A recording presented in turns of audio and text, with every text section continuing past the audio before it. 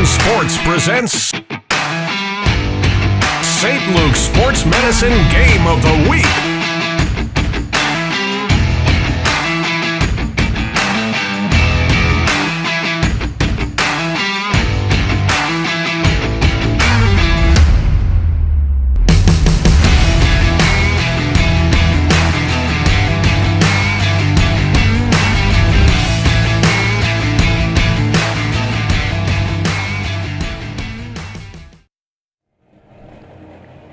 Parkland School District Stadium, the site tonight for East Penn Conference football. D11sports.com Game of the Week presented by St. Luke's Sports Medicine. We got a great one for you. The Blue Eagles of Nazareth checking in perfect at 3-0, taking on the Trojans from Parkland, also 3-0, coming into this matchup.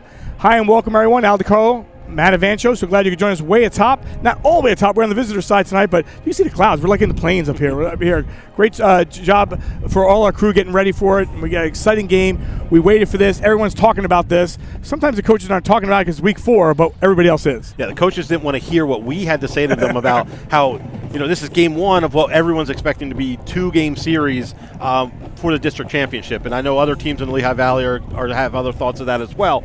But both Coach Monsman and Coach Falzone, they said both their teams, they're taking it a week-by-week method, and they just want to be ready to go tonight and come out of here healthy and success. Well, for the Nazareth Blue Eagles under Tom Falzone in his 10th year, they're coming off a win against Freedom by the score of 42-26. Mason Keener, he's a senior. He's a wide receiver. He can really spread the field. He is, and it's not going to be what he does offensively tonight. I think it's going to be more about what he can do defensively against this running game of Parkland. The secondary is going to have to be very active in stopping this running game, and the other guy we're going to highlight.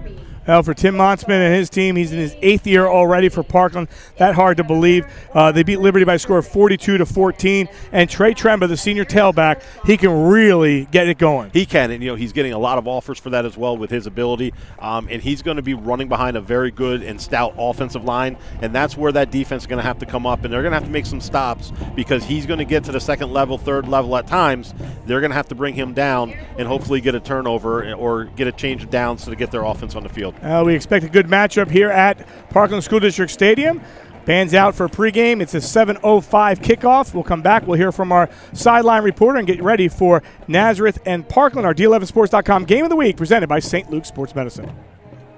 At St. Luke's Orthopedic Care, you can trust us with your hands, feet, shoulders, hips, and knees. Because healthy bones and joints mean you can do more. You can trust us to recommend the right approach to care, including joint-sparing treatments and therapies. And when surgery is the only choice, we offer options to help you heal faster, including technology-assisted joint replacements and muscle-sparing hip surgery. St. Luke's, the orthopedic care you trust, now more than ever. The team that we have put together of sport performance coaches and athletic trainers is why parents should choose St. Luke's University Health Network for their sport performance needs. St. Luke's and our coaches are going to provide the safest and most comprehensive training environment that a student athlete would want. And I don't think there's anything in this area that can rival it.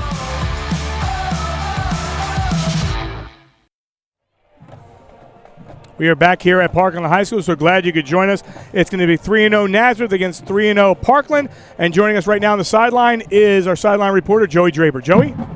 Thanks, guys. I was able to talk to Coach Monsman before the game, and he said all the hype surrounding this matchup, it doesn't matter. If we block at the line of scrimmage, if we tackle on defense, and we score on offense, we're going to be fine. He said that the hot start has been due to the senior leadership. He really likes his seniors this year and says that they are to blame for this 3-0 start. They are the reason behind that. At the line of scrimmage is where it's going to be won and lost for Coach Monsman's Parkland Trojans tonight. He feels if they can dominate the line, they're going to have success.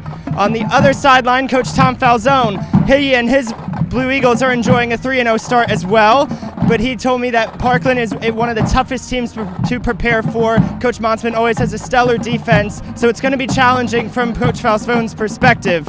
He wants to focus on getting a stop and being able to punch it in on the offensive end, because if they aren't able to do that tonight, it could get ugly.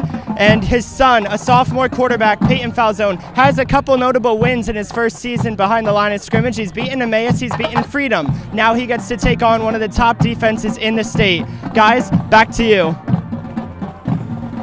right, Joey, thanks a lot. We have a couple of student reporters from Parkland and Nazareth. They're not available tonight. Cameron Alvino from Nazareth, John Brubacher from Parkland, Emma Kushner from Parkland, and also Nick Rivera from Parkland.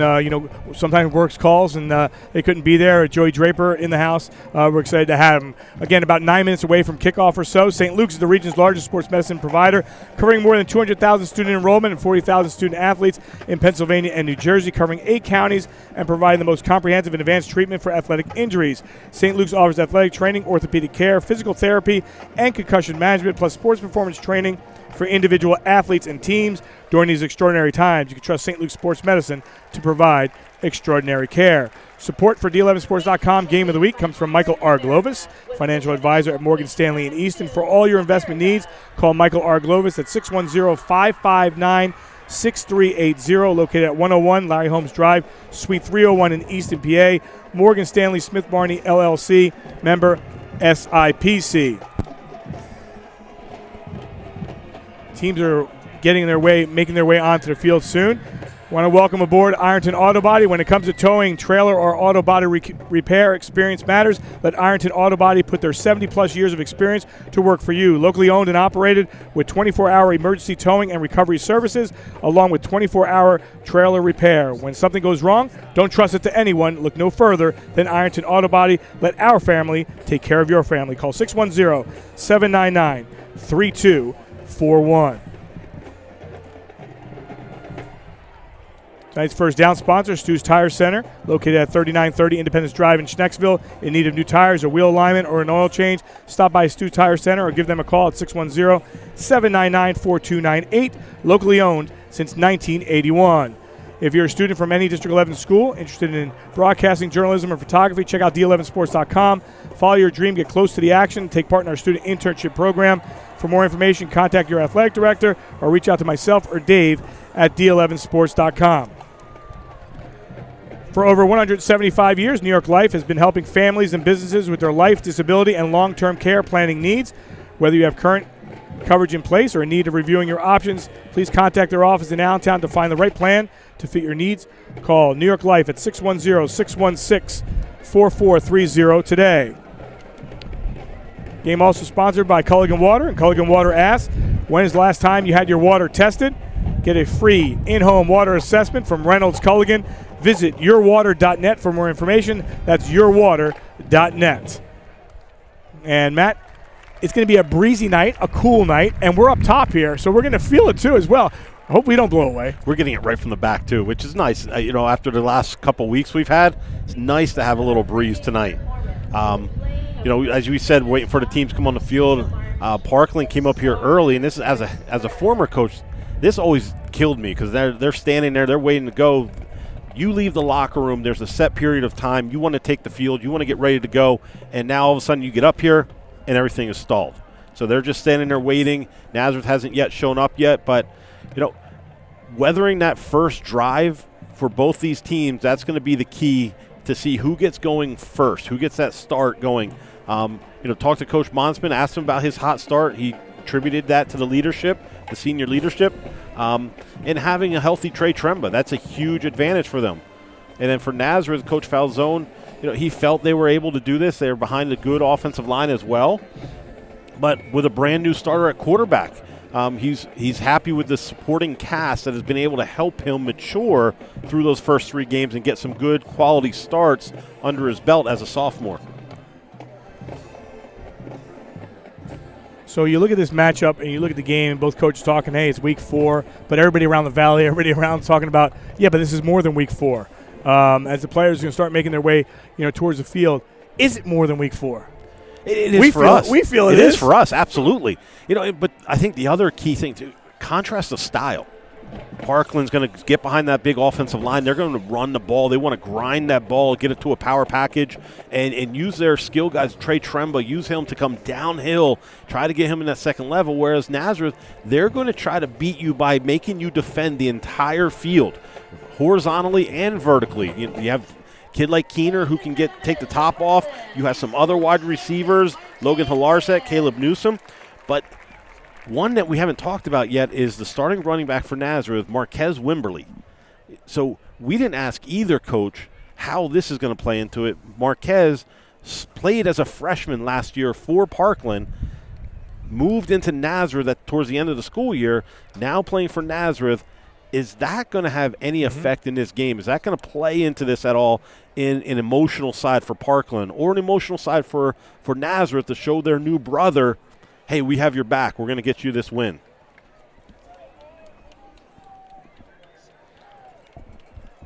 Well, clock winding down at 4 minutes and counting as we get ready for this matchup between these two teams, and just really, jacked up. And one thing when you see the car still coming in, now we can see it. Usually, sometimes we can't see it at different stadiums. We can see everything from here. I can see my house. It's a great night for football. Fall's not happening for a couple more days, another 6 days or so. A couple more days, a few more days of summer. But this is, great to see right now where we stand. Yeah, behind us, coming in the other gate there, there's a line going back. They're waiting to get in. Let's take a look at our keys to the game for the Nazareth Blue Eagles. And it's key. It's going to be the offensive line and being able to avoid those 3 and outs. Can they sustain drives and work the ball down the field? And like Joey said, what Coach Falzone said, we need to come away with points. We can't just come down the field and then stall out.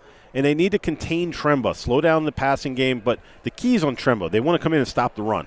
Put the ball in the air. They feel like their athletes can match up with the other athletes. However, Parkland does bring a lot of size at their wide receiver position, a lot of 6'3", 6'4" receivers.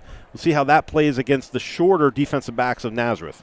And meanwhile, for the Parkland Trojans, as we bring in their keys to game.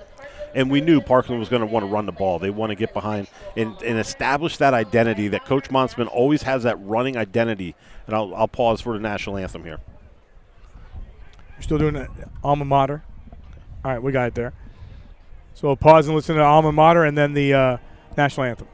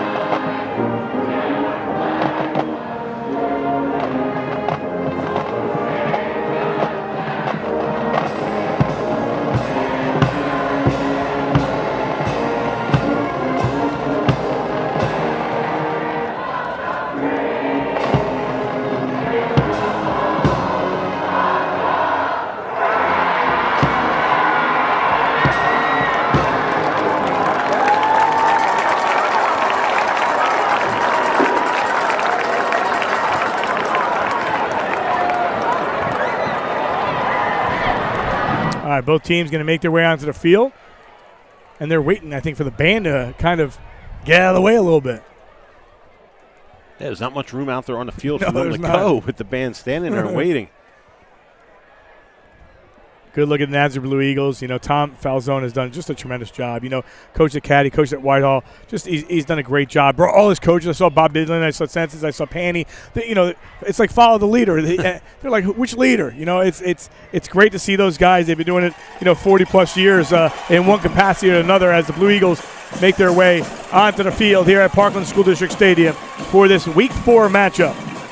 Matt, we always say, oh, it's hard to believe, right, what week it is. I actually wrote week 3 on my list instead of week 4. Yeah, it's going by so fast. I mean, and I think we kind of get thrown off because we had the rain postponement last Thursday, so that kind of threw us for a loop there. But, yeah, it's just going by so fast. We're almost halfway through the season already.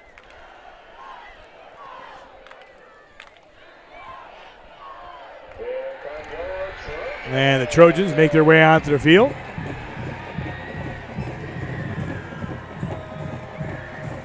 Different view for us. Different view for us from this side. Obviously, we've done games from the other side as well.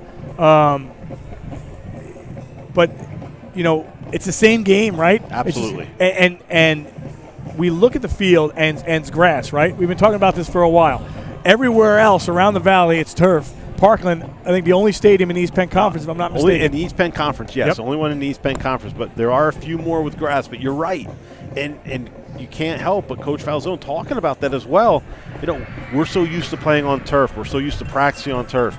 We feel on those turf fields are guys that may be a little bit smaller, can get into the shoulders, can get into the body of those bigger defensive linemen and anchor their feet in on that turf. Whereas you come out here on the grass field, you don't have as much of a true grab on your feet. And you could slip in that weight, and it could lay on you and lean on you and wear you down as the game goes on. It's tough, and Coach Falzone pointed that out. And, Coach Monsman, he loves it here. He always wants to play on that grass field because he likes that home field advantage. You saw Parkland student base in the red, white, and blue, and then on the other side for Nazareth, they're in the neon colors tonight. So we get ready for this matchup, which is, we expected about a 7:05. We're probably looking at about a 7:10 kickoff or so. And again, you said, does that get frustrating for a coach or the players because you're standing out there so long, waiting and anticipating and ready to go? It does a little bit, and it's tough because it's out of your control. There's nothing you can do about it, but at the same time, you have your schedule, and you stick to your schedule week in, week out, and you try to have the kids prepared and keep that structure for them so that there's no unknowns, and then you get thrown a variable, you get thrown a curve, and all of a sudden you ask these teenagers who are so focused in on what they have to do, they need to adjust and adapt, and it's no excuse. You should be able to do that, but it's especially when you take the magnitude of the game on top of that, it makes it very, very challenging. We talked about our student reporters and, the great job that they have done in the past. A.J. Monsman, one of our student reporters from Southern Lehigh, who obviously his dad is Tim Monsman. He'll be making his way to the game. We'll try to hear from him maybe at halftime. He's at East Stroudsburg, and he never stops, this guy. He's helping out up there as well. Yeah, and, he does a great job. When I was coaching golf at Saucon Valley, he was on the Southern Lehigh golf team as well, just doing everything and just being as active as he can. It's great to see.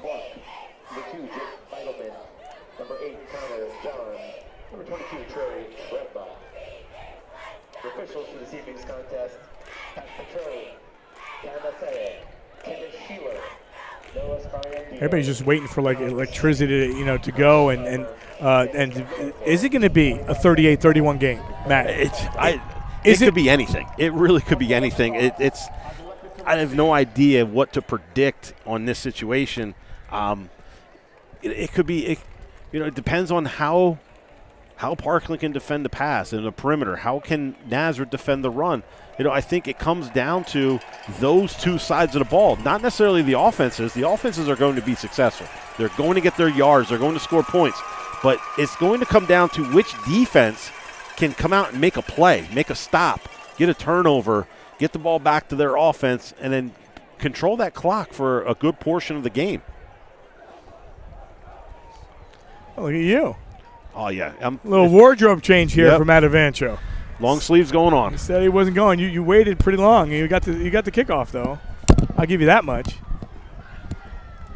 That sun went down. I was talking to Dave on the field, too, before the game, Dave Micah, and we're like, so which way do you want to go? The sun was still up. There was about 30 minutes left. But yeah, those 30 minutes went by. That sun's gone. That sun left, and it just dropped about 10 degrees.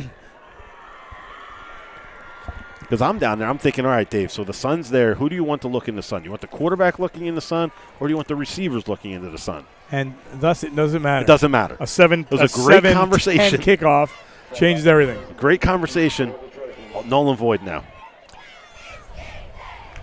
Nathan Baker has it on the tee. Baker, 5'10", senior. Nathan Baker on to the kickoff for the Blue Eagles. And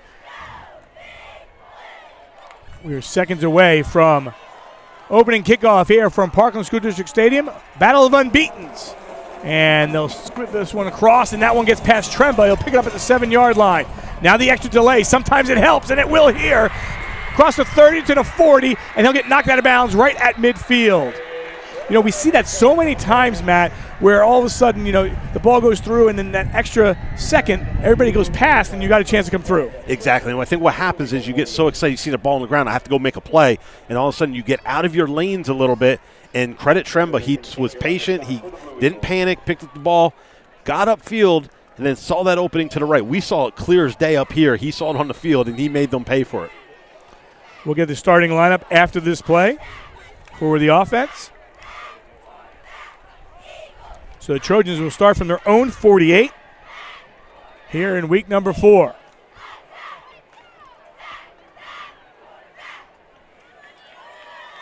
Everybody talks about the line and what's that going to do. Here's Tremor.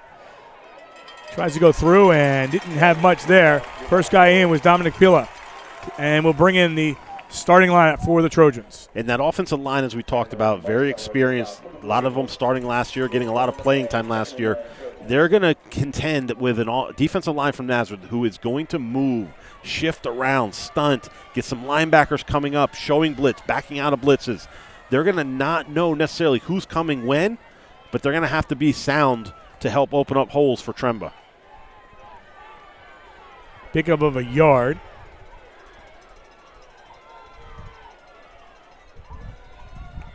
Connor Johns in motion, looking in that direction, and he gets popped off the ball and tries to move forward, but great job defensively by Caleb Newson as we bring in the defensive starters for the Nazareth Blue Eagles. And that's when Coach Falzone's going to talk to them about. Caleb Newson had him where he needed him, just didn't come up and wrap on the tackle. But this front six of Nazareth is going to have their hands full. They're going to have to get off blocks. They can't let the secondary be the ones who are making the majority of the tackles. So 3rd down and 7, the ball sits at the 49 of the Blue Eagles. Spang, here comes some pressure, throws the middle part of the field, and a Stu's Tires first down, as coming up and picking that one up was Connor Johns.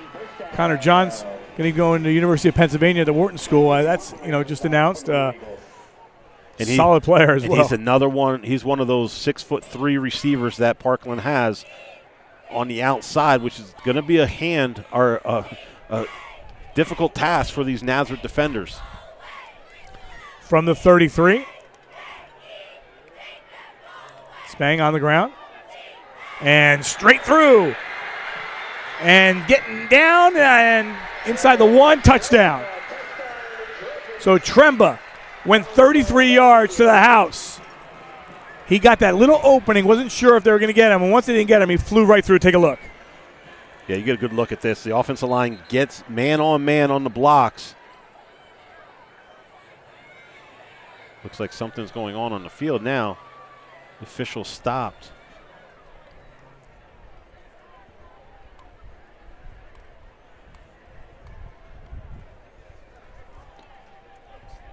Not sure what's going on.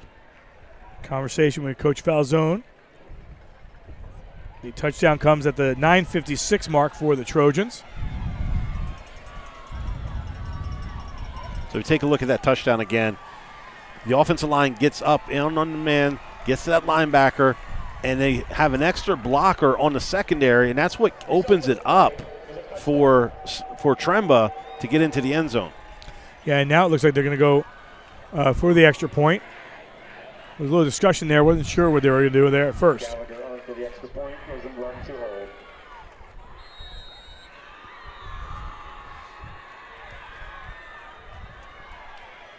Here's the extra point attempt for the Trojans. Is up, and that is good. That's a quick strike for Parkland, but as every coach knows, it's a long game, and it's a long way from being over.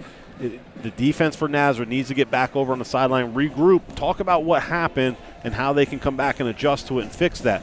Unfortunately for Nazareth, though, they have a lot of players playing both sides of the ball, so they don't get to talk to them for an extended period of time. And there's one player on the field that really doesn't come off the field at all, and that's Kinney. Correct. Kinney's going to be all over the place on the field, and it's great to see that, too. You know, bigger guy, offensive lineman, defensive lineman, and he's so athletic and so agile for a bigger guy. It's fantastic to see. So 7-0 to score after a 33-yard touchdown run by Trey Tremba. Really set it up on the kickoff return as well as he got it back to midfield. And it was a key third down conversion, too. Luke Spang to Connor Johns right over the middle. They had the linebackers come up, and they found Johns right behind him. So here we're seeing there is a penalty, or there was a penalty for something. I didn't see a flag on the field after the touchdown, though. But there was a 15-yard penalty marked off on the kickoff. Yeah, it could have been some verbiage, anything possible there. Doug Bell has it on the tee for the Trojans. So we'll see first offensive time for Nazareth on a cool, beautiful night in Orfield. That one hangs up there and is fielded at the 32-yard line. A burst of energy and almost an identical field position on the return by Keener. Yeah, this Nazareth was able to get it over the 50, but yeah, Keener nearly had an opening.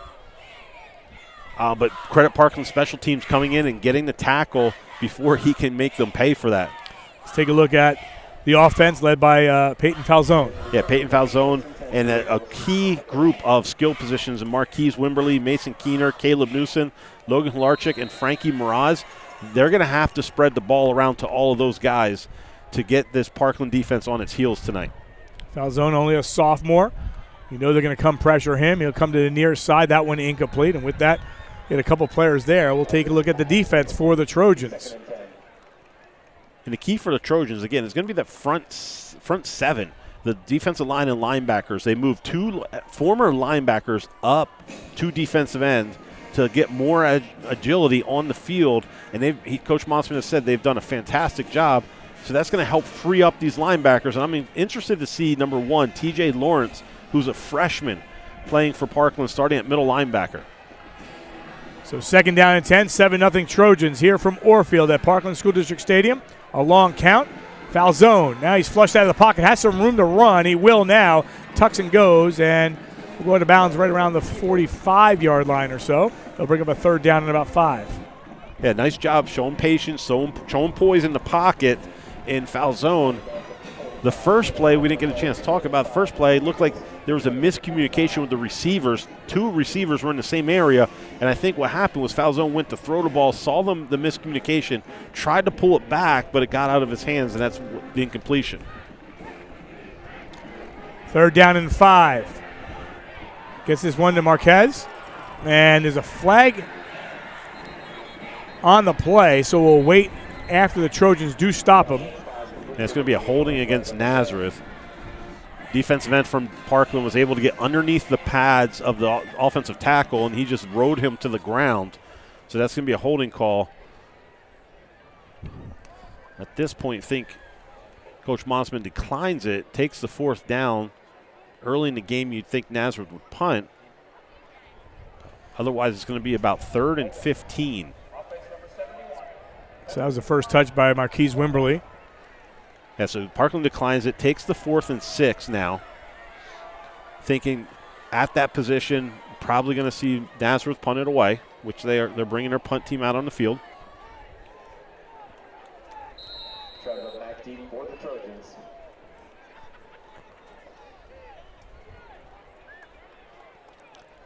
Leo Quaranta. This one will take a roll and roll out of bounds right around the 9-yard line. That was a fantastic punt, too. Right inside the 10-yard line. angled it away from Tremba and enough away from him where he couldn't come over and make a play on it. As that bounces about the 10, will be first and 10 Trojans.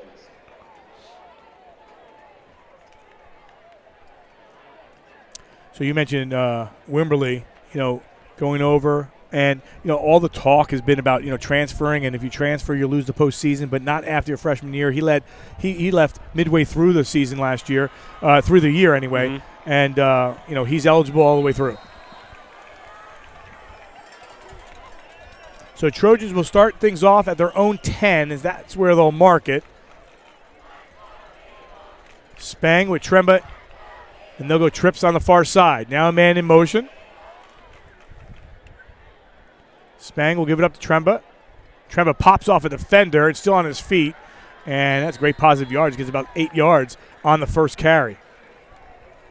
And credit Sean Kinney for Nazareth for defense. He had the penetration in the backfield, but he needs to get more support from his linebackers and other defensive linemen to help make plays and close down that running game.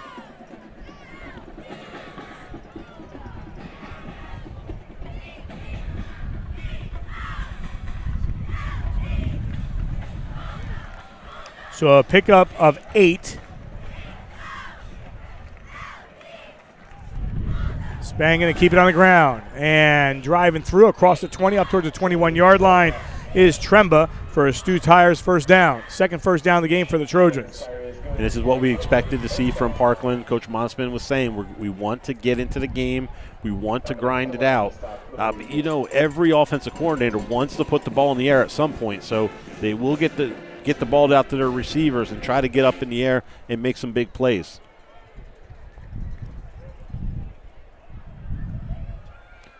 Ball up at a 22, and clock approaching the 8-minute mark. If you're looking at Nazareth right now, even though the touchdown by Parkland was pretty quick, Nazareth has had the ball for about, 50 seconds or so. Correct.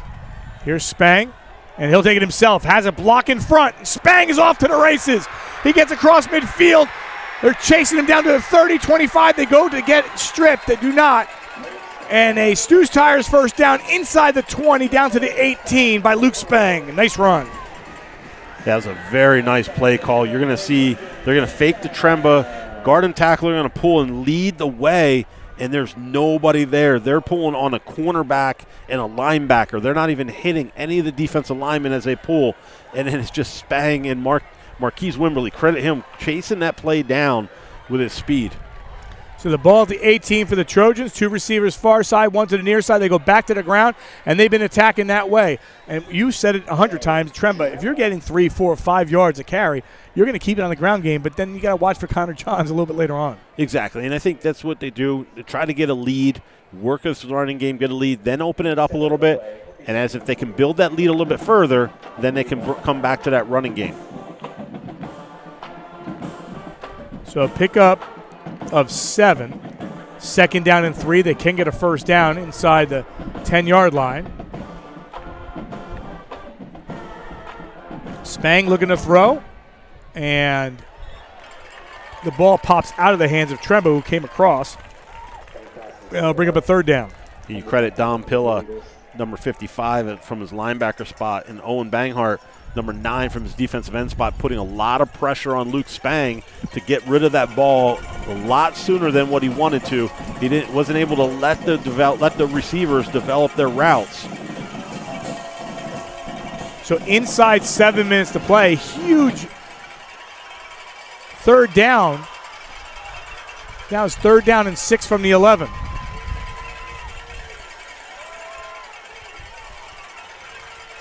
Motion to the left side. Spang looking to throw. Flag is there, and that one incomplete. Yeah, that's a key mistake for Parkland. They had 2 guys in motion. Tremba shifting, and the receiver going in motion wasn't set before the receiver went in motion. So we'll see what Nazareth decides to do here, whether they accept the penalty or they decline it.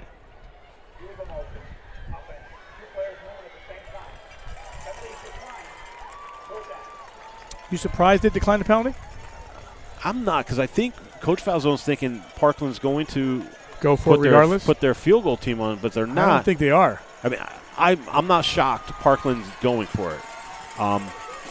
All right, so Parkland decides that they're going to go for it here regardless on the 4th down and 6.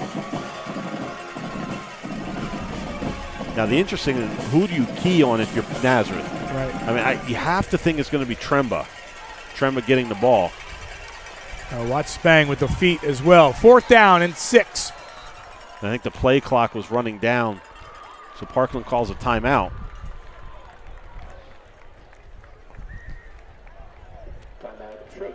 Timeout in the field comes with 6:50 on the clock. Timeout brought to you by Culligan Water. Culligan Water asks, when is the last time you had your water tested?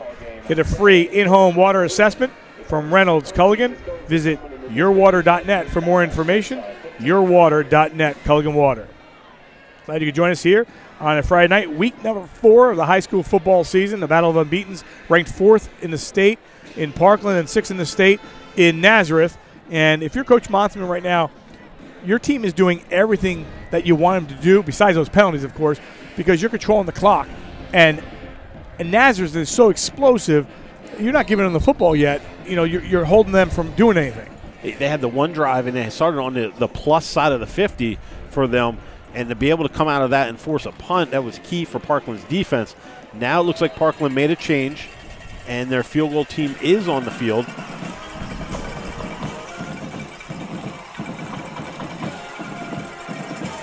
Aiden Gallagher.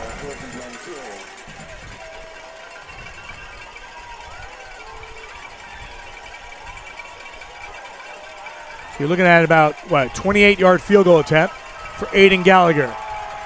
Here's the snap. Here's the kick. That one is up, and that one is through. That's a very good kick, too. So a 28-yard field goal by Aiden Gallagher, and the Trojans increase their lead to 10-0. Field goal comes at the 6:46 mark for the Trojans. I would say if you're Nazareth, you take that as a win. You keep them out of the end zone at least, force a field goal. But it all depends on what they do offensively on this series, whether that's a win or not. If they come out empty on this series, then that's not important at all. They need to get something going here, and it seems like it's in the end zone or not. Only 300 tickets are being sold. Purchase for $5 a ticket or $5 per target. Stop by the Spirit World stand to purchase tickets for a chance to witness amazing pool. So 10-0 Trojans. We'll see Nazareth get the football back for just the second time so far tonight.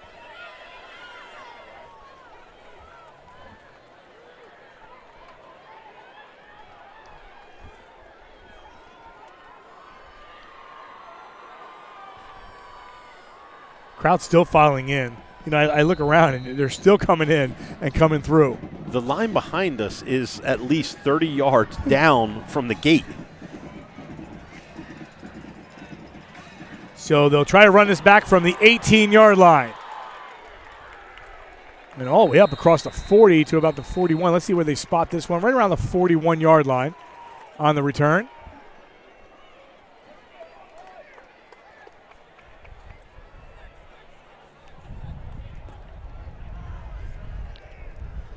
That was Wimberly's first opportunity to return a kick. Parkland able to contain him. He has that dangerous speed where he can return one of those kicks.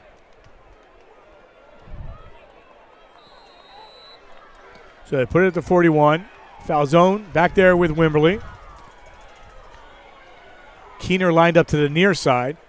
And one thing you know from the years coaching there's a lot of going on those sidelines before they snap the football. Absolutely, and this is interesting. Coach Monsman said he was going to give a lot of different looks, just now getting somebody back deep. Now they're going to go right for it right here, looking for Keener in traffic, and that one incomplete and double coverage. Yeah, Parkland does a nice job of disguising the coverage. They have their safety walked up at the linebacker level, and as soon as he reads pass, he's getting back on top of Keener along with the cornerback that's on the outside. So they're essentially getting that double on him without lining up, showing the double team. So 2nd down and 10 from the 41. Foul zone. Over to Wimberly. Wimberly busts out, gets to the outside, has a block in front for him. and he will just get through there and get the first down of the night for the Nazareth Blue Eagles. That could have been much more. Another Stu's Tires first down. And when Nazareth goes back and looks at the film, Caleb Newsom, if he peels back and gets a quicker block on that perimeter player of Parkland, I think Marquise Wimberly's in the end zone. Down to the 44 just like that for the Blue Eagles. Those D-backs move back. Now they'll come in that direction, and that one is incomplete. Was looking for Caleb Newsom, but that was overthrown. So defensively, Parkland's trying to stop the run. They're trying to focus on Wimberly, but at the same time, they're throwing a lot of different looks at Keener. They're getting a guy in his face as much as possible, contacting him, being physical with him off the line of scrimmage, trying to take him off his route and off the timing, make foul zone find a secondary third receiver. Second down on the ground. And Wimberly gets a few down to about the 39-yard line. And that's all you want for Nazareth. You want to be able to put yourselves in a manageable third down situations. They don't want to be caught in third and long where it's kind of dictating a passing down. They want to have the option to be able to run or pass. Third down and 5 for Peyton Falzone. He's got Wimberly to his right. He'll go in that direction, but he overthrows him. Yeah, that's 2 right now where the ball's just exploding out of his hand and going over, just throwing it too far, too much. All right, Matt, I have 2 questions there. Obviously, a young quarterback. We're feeling the wind up here. Is the wind the same down there? I don't think so. I think there is a little bit of wind, but it's not going to be the same. I think he's just amped up a little bit too much and just putting too much on that in those last 2 throws. Well, this is a big call here. 4th down and 5 from the 39. They try to draw him offside. They're going. They will go. 4th down. Middle part of the field looking for Keener. Keener comes back to the ball, but it goes off a Parkland defender and incomplete. That was Connor Johns. Yeah, he had Keener. He just underthrew it. But he had Keener beating him to the post. Frankie Miraz was the underneath receiver. He pulled the safety out of the middle of the field, and it was just Keener one-on-one with Connor Johns. And you get a good look at this. You can see Keener has to slow down. I think it went right off the helmet. Yeah, it went right off the helmet. And that takes away, so there's no face guarding anymore. He did not make contact, so he can put his hands up. He can run with them, and that's a fine play. I still like the call for Nazareth, though. I think they had to go for that. I think that's a good opportunity. They see we can get behind him. We can make those plays. We just have to connect on them. Same time, if you're Nazareth, even though you're a quick scoring team, you don't want to get too far behind here. And there's still 5-4. It kind of like this game just came to a halt. It was moving pretty fast. 1st and 10 for the 39 for the Trojans. A lot of miscommunication all over the field on that. Parkland had a guy running on late. Nazareth had a guy running on late. But Parkland calls a timeout to set that up. You could see they were coming out. 2 tight ends, full backfield, getting 3 running backs in the game, and they're just going to try to grind out another touchdown. So that's a second timeout called by the Trojans. Timeout brought to you by Culligan Water. Culligan Water asks, when is the last time you had your water tested? Get a free in-home water assessment from Reynolds Culligan. Visit yourwater.net for more information. That's yourwater.net. Glad you could join us here. Our D11sports.com Game of the Week presented by St. Luke's Sports Medicine. I want to thank John Hoth, Greg Lay, Kent Sidlow, St. Luke's Sports Medicine. He's been behind us since day one and just a great supporter of what we do and in our program. And just we continue to see our student reporters shine, whether at Syracuse University, Ole Miss now, Susquehanna. Cameron Alvino, who's one of our students at Nazareth. Her brother Brendan just interned with the Miami Dolphins this summer. He's a senior at Susquehanna. So seen a lot of great things with our program so far. And again, if you're interested in joining our team, visit your athletic director and ask about D11 Sports or contact myself or Dave at D11sports.com. So they came out with that first down play. They had 3 running backs, 2 tight ends. Now they changed that personnel, bringing in their receivers again. But you know they're going to come back to that heavy package and get the running game going and try to just establish that for an extended period of time. So 2nd down and 8 from the 41 for the Trojans, up by the score of 10-0. Spang looking to throw. Or is he? Spang trying to make that turn. Thought sometimes, a receiver will get open, and nothing ever did. Yeah, he originally had the receiver on the outside for a second, but he didn't have his shoulders turned. Wasn't able to get that ball out to him quick enough because he's rolling to his left. So you really have to fight to get those shoulders back. And it allowed Nazareth's cornerback, Caleb Newsom, to come up and make a play and hold it. But you credit the defenders, the defensive backs. They saw Spang coming, but they did not commit to him. They didn't give him any free outlet and then just force that short gain as he rolls to the outside. 3rd down and 6 from the 43.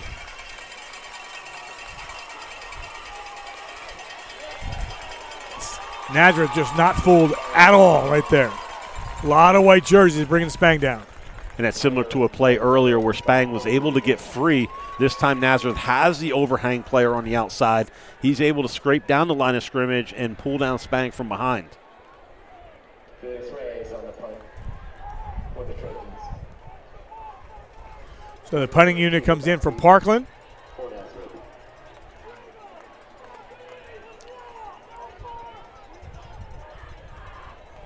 And if you're Nazareth, you have to be smart here. You cannot jump off sides and give them an easy first down. A high snap. That one goes straight up, and I think Keener's going to let that one go. It actually rolls backwards. So as far as field position so far tonight, both teams have had great field position at this point. Just the 2 scores, both in favor of Parkland. Yeah, this is the worst field position either team has started with in the game. It's been in the 40s. I'm sorry, other than Parkland starting in the 9 That's after correct. that punt, yes. So this is the 2nd worst field position starting. So again, Nazareth last series was able to get behind the Parkland secondary. See if they go right back to that quickly or if they go back to the running game early in the series. Crowd still filing in. 3:25 left in the first quarter. Foul zone. On the ground. And a burst of speed flying through. There's a lot of room down the sideline. Jed Bendekovitz with a huge carry and really wakes up the crowd here for Nazareth. And Coach Falzone really likes his 2-headed monster at running back in Wimberly and Bendekovitz. Caleb Newsom does a great job being patient, coming back, freeing him up for at least 15 more yards down the field. The tough part is right now with Bendekovitz and Wimberly, they're both playing on the defensive side of the ball. So getting the reps on offense, getting them smart touches is going to be a tough decision tonight, keeping them as fresh as they can. Yeah, you said it. Now Bendekovitz stays in the game. Back-to-back carries for him. Now 2nd down and 8 from the 19 inside 3 minutes to play. 3 receivers on the far side for Falzone. He'll look at and he'll connect with one. And I think that was Keener with the reception. And that's what they were trying to do on the first play of the game. But Hilarsik and Keener weren't on the same page, and they kind of got in each other's way. That time, Hilarsik's going to run an out route from the slot. Keener's the outside receiver. He's coming in and just sitting down in the zone, letting Falzone give him the ball. It's like a handoff to the outside. So a pair of Stu Tyers first down and puts him inside the 10-yard line. Now, we talked to Coach Falzone about the kicking game, and where they can make a field goal from.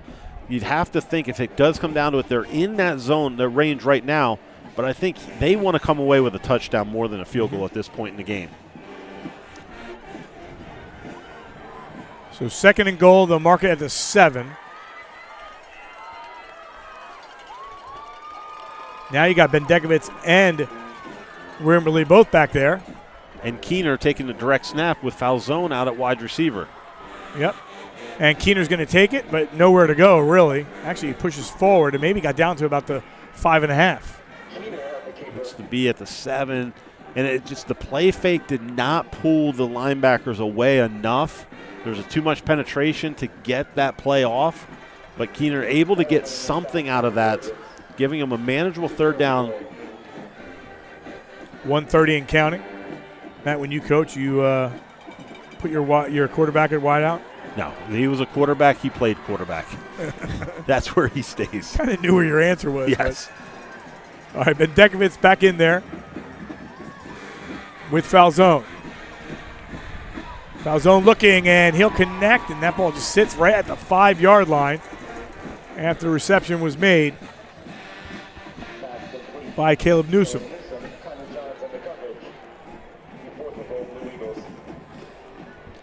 So 4th down. Looks like we're going to get a field goal team coming on the field. Looking at about 22. It's easy for me to make this call. I think you go for it. I think you try to get that touchdown. Your defense has been playing a lot better after those first 2 drives, playing a lot better. You have them deep in their own territory. I think you try to get that touchdown. Nathan Baker from 22. And that one is up and through. So Nazareth with 25 ticks on the clock here in the first is on the scoreboard. And that's a big field goal for them to get those points. Now to get going offensively, they have to feel pretty good about what they've been able to do. They're able to get the running game going. As more they can get that running game going, the more they're going to open up that passing game and make some connections. Parkland's defense has to continue to try to disguise their coverages and continue to work on stopping that running game. And the big play on that drive was Bendekovitz had that run. Everybody's looking, all right, where's Marquise, Wimberly, and all of a sudden Bendekovitz coming with another route. Exactly, and it's a big playability of Nazareth. Coach Monsman knew it coming in. They have that big playability, and they just show that on that first drive where they're able to get that in deep into their territory, and then unfortunately they just stall out and not able to get into the end zone, but at least get the points for the field goal.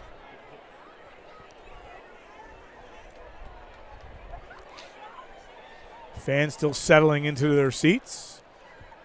I want to thank new athletic director here at Parkland, Andy Stevens, for his hospitality. For the Trojans, Nathan Baker on for the kickoff. Great night to be outside, to be honest with you. Compared to what it has been, yes, it is. This one will get past Tremba and will go into the end zone. Likely get one snap here to end the quarter. And you have to credit Nazareth special teams. Kicking the ball on the ground, it's proven to be difficult for Tremba to read that bounce. That's twice the bounce is going by him. So they're effectively keeping the ball out of his hands as much as possible on that return game. Watching our D11Sports.com game of the week presented by St. Luke's Sports Medicine. 10-3, Parkland leading Nazareth here with about 25 ticks left in the opening quarter. Next week, we'll make a trek to Palmerton for a big matchup in the Colonial League. Notre Dame and Palmerton. Expects to be a great one. First things first, long way to go in this game. From the 20, Tremba breaks through, and Tremba has the first down and more. Tremba to the 40, gets to midfield, cuts across, and finally gets taken down inside the 40 for another Stu's Tire first down. And just like that, I said maybe run one play, and they ran one play for sure. And Nazareth does a decent job. They're getting up there into position. They're getting their fits, but they're not getting that backside support from the inside linebackers, closing up those holes. And Tremba able to make them pay for it. And he does with that. And the horn sounds for the end of the first quarter. It's 10-3 Parkland, but they're driving. You're watching our D11Sports.com game of the week presented by St. Luke's Sports Medicine.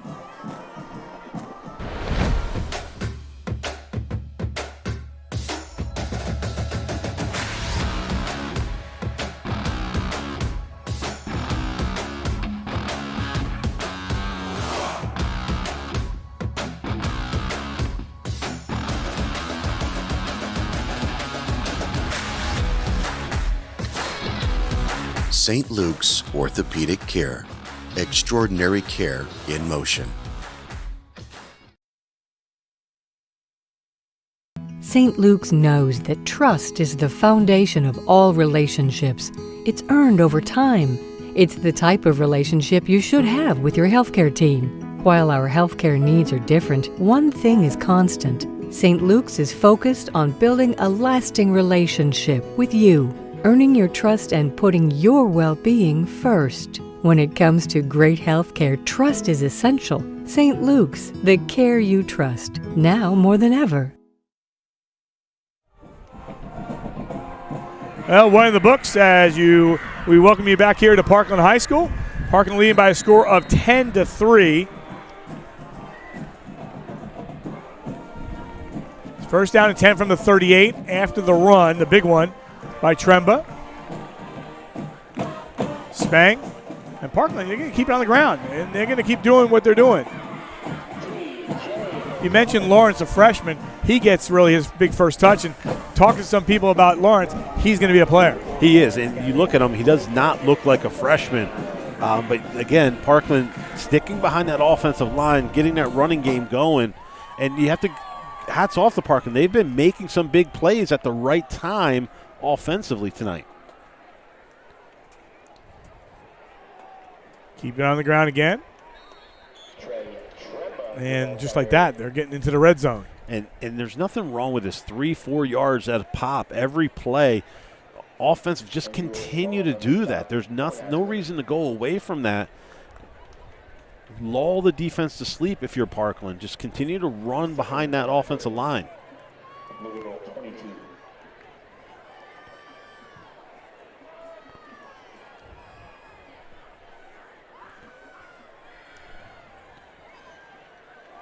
Spang takes it himself and gets to about the 20-yard line.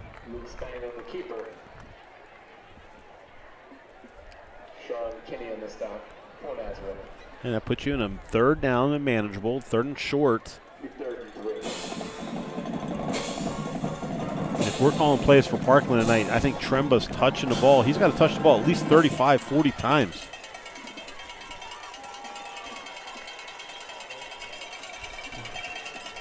So third down and 3 from the 20.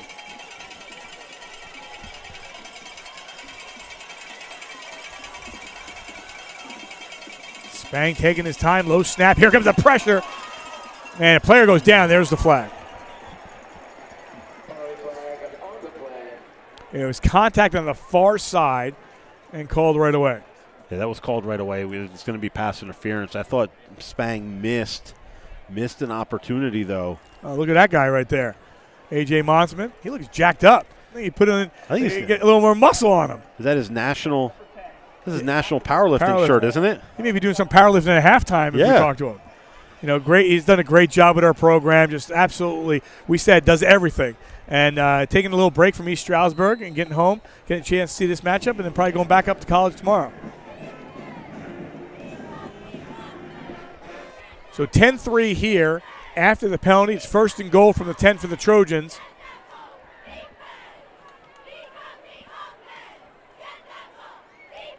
And they've been keeping it on the ground all night long, and it's been working to perfection.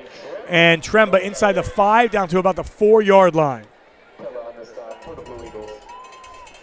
Yeah, the offensive line is just imposing their will right now for Parkland. They're opening up holes left and right for Tremba and Spang and Lawrence. And I think we won't see the ball in the air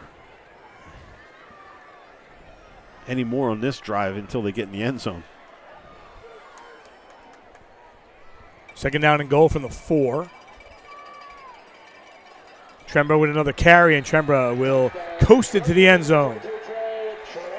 And that's his second touchdown of the game. So tough, Al. They're bringing in 2 tight ends. They have 2 wingbacks, linebacker-type guys in the backfield with Spang. And then Tremba behind him. You're going to see the guard pull, the one running back pull. So they're essentially inserting 2 other blockers onto the play side and then have Tremba following behind him. They're just outmanning Nazareth at the point of attack when they're doing that.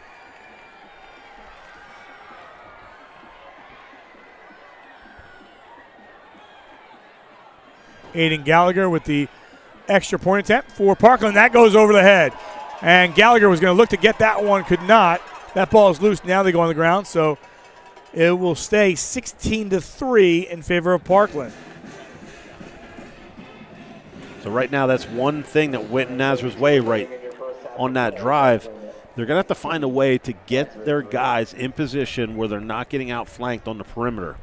St. Luke's is the region's largest sports medicine provider, covering more than 200,000 student enrollment and 40,000 student athletes in Pennsylvania and New Jersey, covering 8 counties and providing the most comprehensive and advanced treatment for athletic injuries. St. Luke's offers athletic training, orthopedic care, physical therapy, and concussion management, plus sports performance training for individual athletes and teams. During these extraordinary times, you can trust St. Luke's Sports Medicine to provide extraordinary care. D11sports.com thanks Michael R. Glovis, financial advisor at Morgan Stanley in Easton, for his sponsorship for the Game of the Week. For all your investment needs, call Michael R. Glovis at 610-559-6380, located at 101 Larry Holmes Drive, Suite 301 in Easton, PA. Morgan Stanley Smith Barney, LLC, member SIPC. So Keener back there.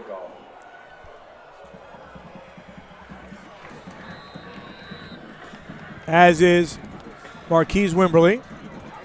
Let's see if they have a chance to run one back. And they will not.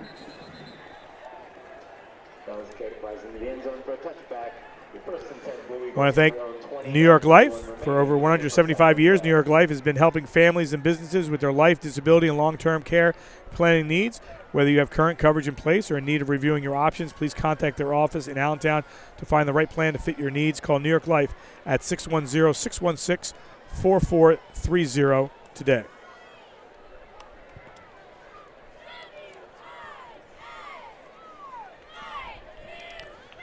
All right, Matt, a lot of time here in a slow-moving game, would you call it? It's not slow-moving. I think it's just a matter of we are expecting so much right away, and then it just kind of slowed down a little bit. Wimberly's not slowing down. He's coasting. 40, 50, and he turns it up from there and just gets tripped up at about the 34-yard line. The last second trip up. But you see how he just had that burst of energy, just took off a little quicker than I am. He took off, definitely. He gets out to reach there, picks up a good block then, and then just a great angle by the Parkland defender, just enough. I thought he had a fantastic angle, and it was just enough to trip him up. Oh, Nolan Cohen gets the tackle there. But we're seeing it tonight. Both teams, a lot of big plays. Just Parkland able to have just a few more early in this game. Stu Tires first down, and play continues. Here's Bendekovitz. Bendekovitz has a hole. He makes the cut at the 20. 10, 5, touchdown Bendekovitz from 30. Here comes Nazareth. They're right back in the game. A 30-yard run by Bendekovitz. That's two quick plays for Nazareth. You're going to see this time Bendekovitz, he comes up behind his offensive line, then picks up a great block from Mason Keener on the outside, and he makes a nice cut back to the inside, then back out, and gets in the end zone for that touchdown.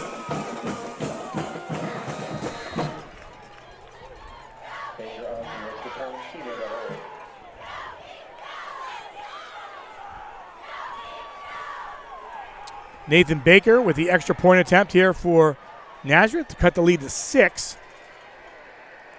Keener holding, and that one is straight down the middle to make it 16-10. So you asked in the beginning, Al, what kind of game is this going to be? I thought there was a small chance that it was going to be a defensive game. Small chance. But now we're starting to see the offenses and the offense, what they can do.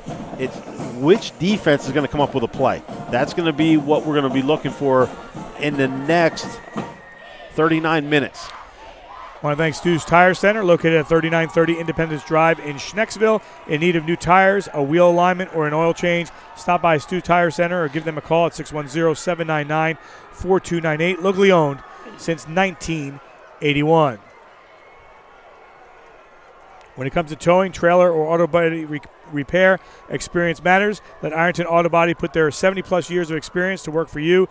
Locally owned and operated with 24-hour emergency towing and recovery services, along with 24-hour trailer repair. When something goes wrong, don't trust it to anyone. Look no further than Ironton Auto Body. Let our family take care of your family. Call 610-799-3241.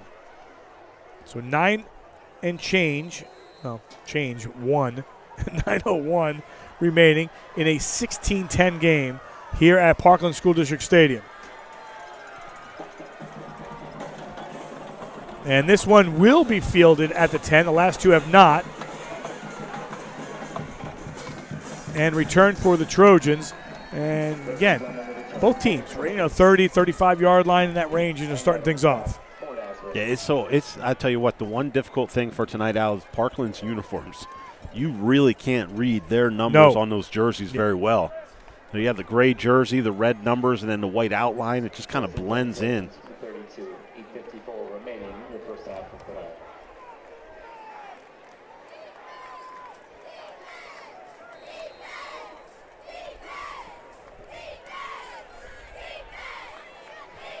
So Parkland takes over at the 32-yard line. They'll go 3 receivers here to the near side.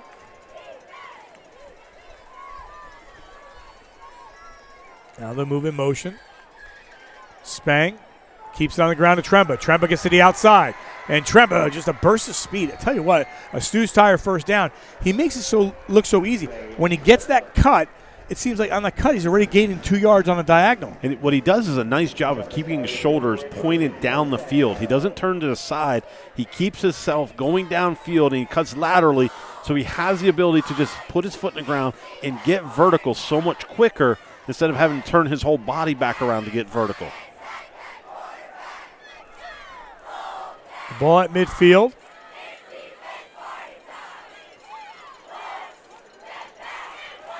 And back on the ground. Tremba gains a few. And one thing Coach Falzone was concerned about was with this bigger offensive line, as they lean on the defensive line of Nazareth, and the guys going both ways for Nazareth, when will they get tired? When will that fatigue set in?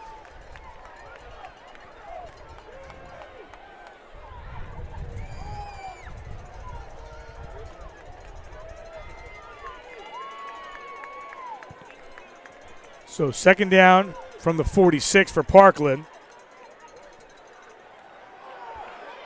And Parkland just enjoying giving it to Tremba because it works. Stu's Tires first down inside the 35-yard line. Carries good for another Trojan first down. And you got a good look there in the middle of your screen during that play. Sean Kinney just takes his guy into the backfield, but unfortunately the play going away from him, and again, getting that supporting cast to do something, make some plays, is going to be huge. And gone to the races. Tremba, 33 yards. That 33 is becoming interesting for number 22. Second 33-yard touchdown run by Trey Tremba. It looks like we'll get a good look at this. You get 54 pulling number 2, pulling for Parkland. And the guy comes through. He doesn't have anyone to block.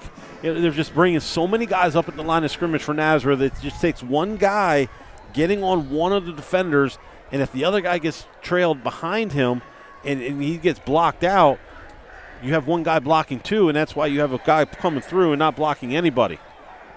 There's a flag just thrown now. And I think this is going to be legal substitution. You had 12 guys on the field. So Parkland was trying to go for 2 at that point in time. They wanted to go for 2, but now I think with the penalty, it looks like they're going to take the offense off the field, and they're going to put the field goal team back on.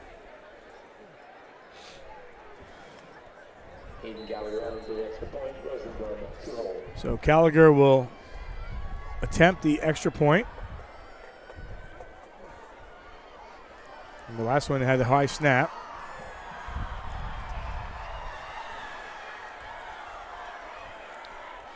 This to increase the lead back to 13, and I think this is a fake all through. Waiting to throw. Is anyone open? They are. Wow. And I don't think that was a fake. That was a high snap that pulled him out of there, but a great job executing their fire play. Both the tight ends and the wings go out to the flats, and he's able to find his tight end just inside the end zone. He had enough time, was able to buy himself just enough time. Yeah, Marcel Burden ends up catching that one. I thought they meant that one. Now, if you look when they were going, the wings were blocking. They had their position, the posture when the ball was snapped to block, and they weren't leaving right away. It was kind of a delay. You can see, especially on the right side, you watch the wing back. He's holding that block. He's holding that. And then last second, he releases up the field. Huge key there, too, that no lineman went downfield either. Keener and Wimberly back deep for the Blue Eagles. Yeah, Marcel Burden is the one that caught that one. So the 2-point conversion's good. And 24-10 is your score in favor of Parkland. So we had one individual talk to us about potential score tonight and mentioned 42-41. So a lot of points being scored. I think we could be on the way to that, potentially. This one, we're taken by Wimberley at the 4. Wimberley across the 10. Tries to get through a couple defenders, but a lot of great jerseys bringing them down there. Parkland with that kicking game, they're able to get that ball up in the air and a lot of hang time and let their coverage team get downfield. And you saw Wimberley coming through. There were 3-4 Parkland defenders waiting for him to try to make a cut. He had nowhere to go.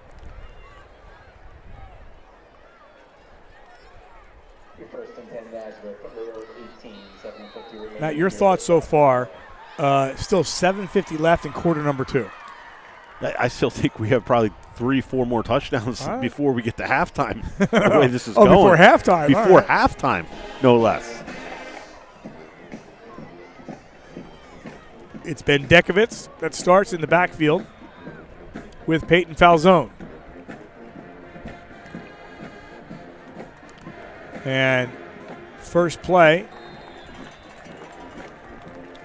positive yards, and that's what you want to get in your first play, and that's Frankie Miraz. And that's a nice job by Falzone reading what's happening.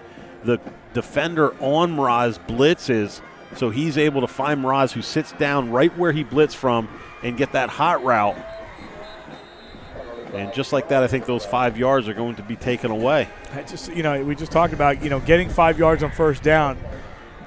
It's perfect, but you mentioned it, coming right back.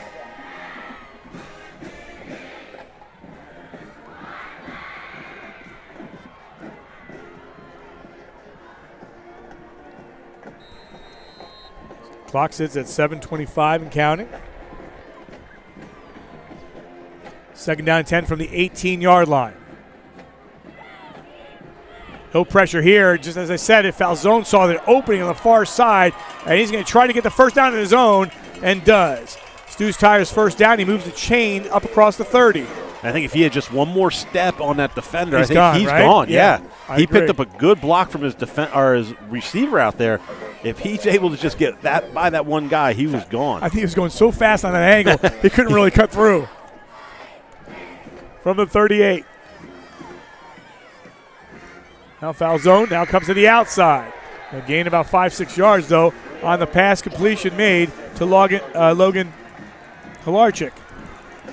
And I think those are very good first down calls by Nazareth, getting the ball out to the perimeter quickly and allowing those guys to get a catch and then make something happen. From the 44, they will take it to the ground. And this will be close to that first down. Looks like they're going to be just a yard short.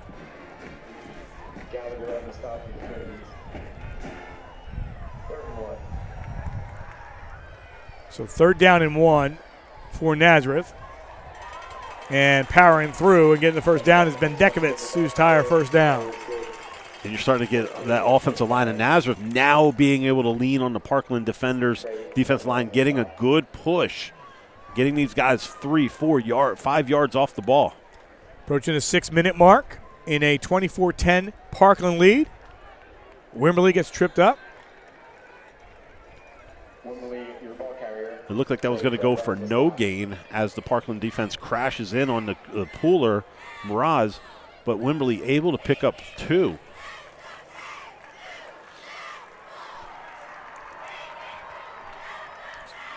So the ball sits at the 46-yard line for Nazareth. 2nd down and 8.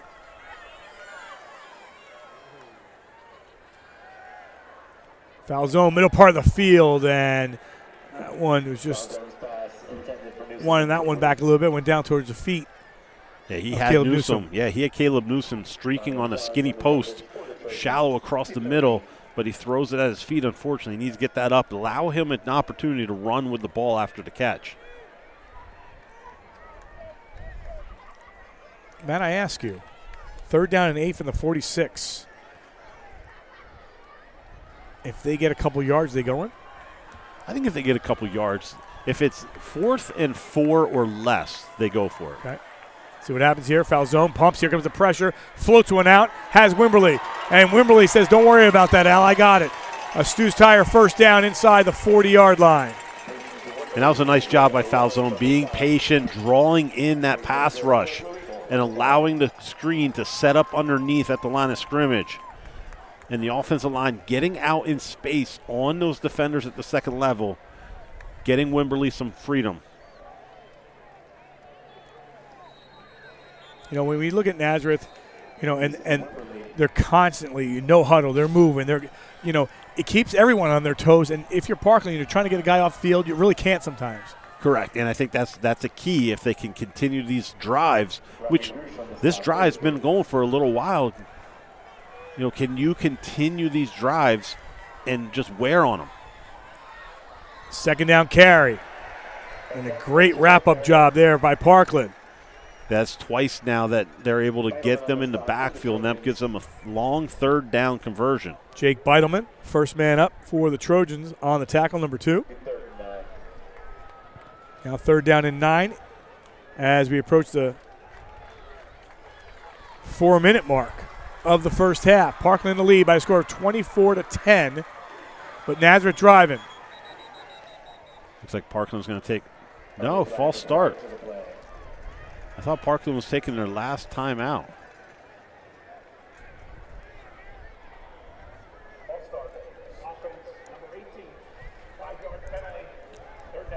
Now the first down marker will now sit, right around the 25-yard line. So in this first half, that's been multiple mistakes by Nazareth with penalties at the wrong time. You never want the penalties, but you definitely don't want them when you're driving in at least 3rd and under 10. 3rd down and 14 for Foul Zone. Foul Zone, middle part of the field, looking for Keener. He absolutely gets drilled on the play. I mean, Keener went up to get that one, but Nolan Cohen put on a huge hit. Yeah, he did, and he's fortunate because it looked like as that hit was coming, he pulls back a little bit so he didn't get called for unnecessary roughness hitting a defenseless player. He wraps him up, brings him to the ground, does a nice job just controlling it. This one floats a little bit more again, and he does a nice job separating him from the ball.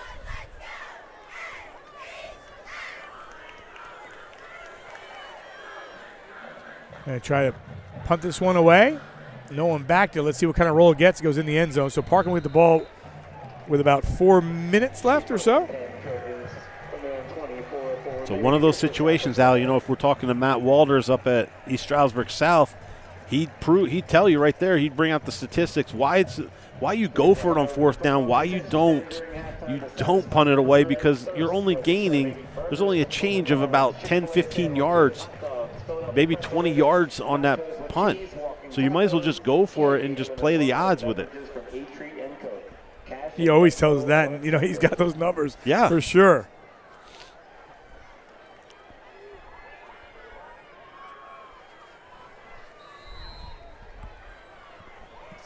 So 4 minutes on the clock. Parkland with the ball from their own 20. And it's been the Tremba show. And Tremba with another Stu's Tire first down. He's had to touch the ball at least over a dozen times this first half. And if I'm Coach Mossman, he's touching it at least 24 more times this game.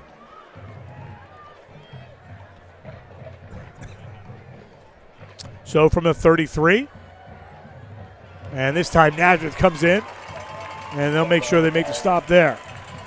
And that time Dom Pilla coming from the backside inside linebacker, he's able to get through and bring that down from the backside.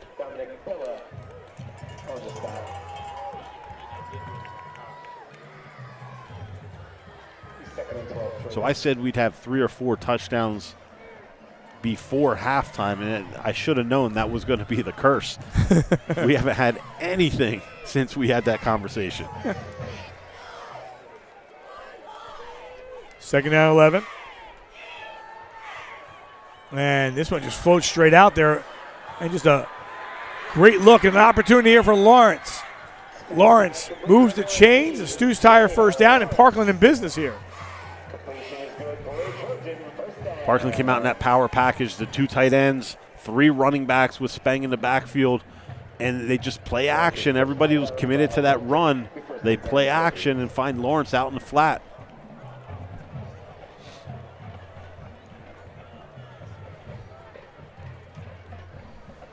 First down and 10 from the 43 for the Trojans with the lead and the ball under 3. Trember just going right side, gains a couple there. So, Matt, you're watching, it's Tremba, you're seeing that. We have not seen Spang take off in a while. Is this the time? I'm not sure. I'm not sure you need to right now. I think if you want to try to get a big play, I think that's when you look outside to your receivers. Try to get the ball out to them, out to Johns, to Wendell Sanchez. Get the ball out to them a little bit, right? Try to find Doberman out in the perimeter as well.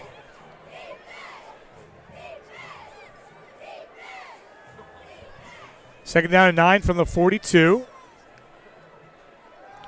Spang. And he's got a receiver wide open. And you just mentioned that, hey, change it up a little bit. There's Johns with another catch. And they do a nice job. They have the 3. He's on the single receiver side. They bring the 3 receivers.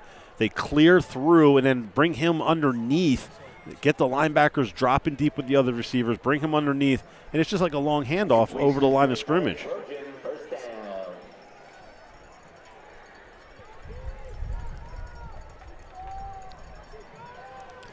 Ball down to the 33-yard line. I think in this formation for Parkland, what's dangerous against Nazareth, they have to be careful. With that play action, do one of those wing guys go deep up the middle of the field?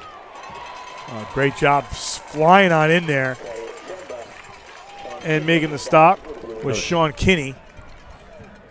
Starting to see, too, I think it looks like Parkland doing a job. What their game plan is, we're going to run away from wherever Sean Kinney lines up. So they're getting out there, getting set, seeing where he's at, and then they've been doing a good job running to the opposite side. Kind of tough right now. Nazareth put Sean Kinney at the nose guard, so he's right in the middle. You can't run away from him unless you're going to the way outside. Just a pure athlete, state champion in wrestling, a great football player, and just college awaits him.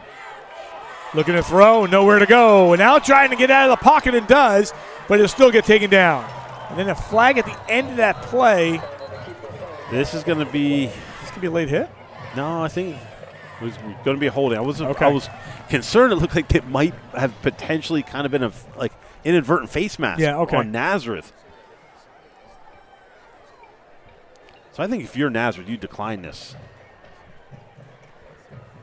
Because it's going to come back. It's going to be 10 yards from the original line of scrimmage, or you take third down where it's at. This becomes an interesting play. Nazareth hasn't taken a timeout yet, if I'm not mistaken. They have not. And at this point, I'm wondering, do they – because they get the ball in the second half. Nazareth will get the ball in the second half. So do you let it run out, regroup, get yourself going? Because you're going to – if you do get the ball back, you're going to get it back with maybe 5 seconds left. I think you're looking to try – let's just get to halftime. Let's regroup, make some adjustments, fix those penalties, get the mistakes out of the way, and then come back and play a flawless second half.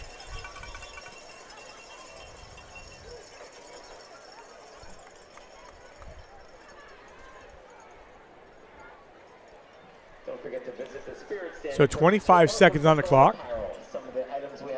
Were you surprised that Nazareth didn't take a timeout? I was not. Like I said, I think they're ready to just get the halftime. Just go in there, guys, go. Get a break. With all the mistakes we made, and it's still just a 2-touchdown game. The way Parkland's been able to establish that running game, I think you have to be happy. You've really only given up 3 touchdowns. Yeah. And big plays, too. If they can eliminate those big plays, I think they're back in it. If they can get some more time for foul zone, get the ball out to their receivers, because they've proven they can get behind the secondary, they need to complete those passes. And then it's a different ball game. come out here in the second half, if you're able to get a touchdown off that first drive right away, now it's a 7-point game. Now it's a different ball game.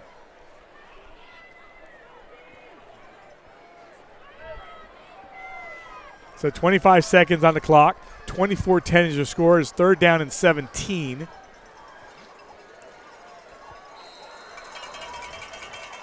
And here's that power set for Parkland. You have to be cognizant of the play action and those tight ends or those wings releasing down the field. Try to get some yards if they get bust to the outside. Tremba jumps off a defender, still on his feet, powers forward, gets to the 30-yard line, and I think they're going to take another snap, or are they? Looks like Parkland's going to try to get their offense on the field and try to get a play off, maybe throw it into the end zone. Well, we got 4 ticks on the clock if they had to do it here. Down to 2 seconds. They get it off. Here's Tremba.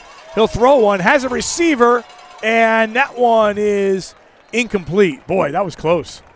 That was a nice pass by Spang putting it out there. And Spang got tripped up at the same time. Correct. Because Kinney had a great pass rush right up the middle.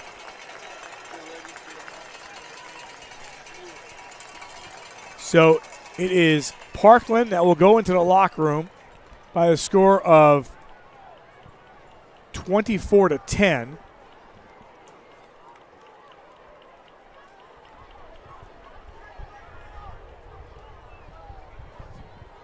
And we'll wait for Coach Monsman.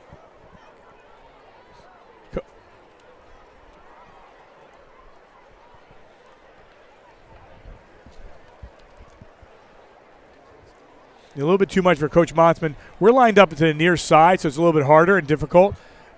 So we don't have Coach Monsman.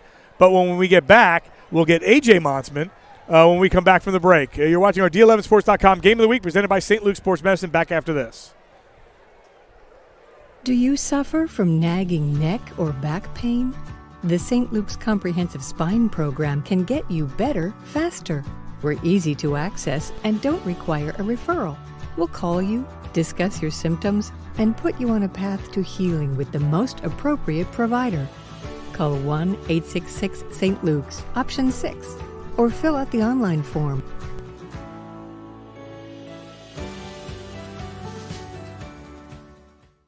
Interested in a medical career? Consider St. Luke's if you want to be a doctor or a nurse. Based in Bethlehem, Pennsylvania, we are the area's only 4-year medical school and the largest provider of medical residencies and fellowships, and the country's longest-running school of nursing, trained at an organization that is nationally recognized in education, patient care, and quality. See why we are ranked the nation's #1 teaching hospital. Where you train matters. The best doctors and nurses train at the best hospitals. St. Luke's University Health Network.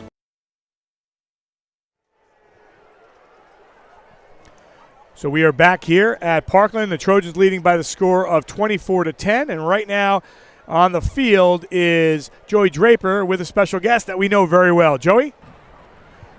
Thanks, guys. Well, I am here with A.J. Monsman. A.J., you spent 4 years at Parkland High School. You joined our D11 program. Now you're up at East Stroudsburg. Talk to me a little bit about joining the program and eventually now studying broadcast media up at East Stroudsburg. Yeah, Joey. I mean, the whole D11 sports program has been great. I reached out to Al beginning of my junior year here, and he was so grateful to take me in, so open arm, working with all the experienced reporters, like you, Dave, Al, Kieran, who's at Ole Miss, Chase, who I worked with basketball last year. I mean, the whole program's just doing amazing things, giving young high school players in the Valley just, a bigger chance to shine.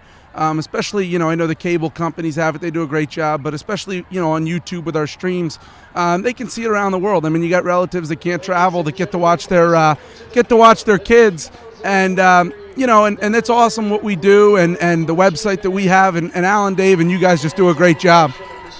Talk to me a little bit about growing into yourself. Obviously, everyone knows who you are. You're the son of Parkland head coach Tim Monsman, but you are blind and you are just outstanding in everything possible. You come out to all the football games. You're now a student manager at East Stroudsburg? Student assistant, yeah. Student assistant at East Stroudsburg. Talk to me about overcoming the hurdles you've had in your life and being the best part of you.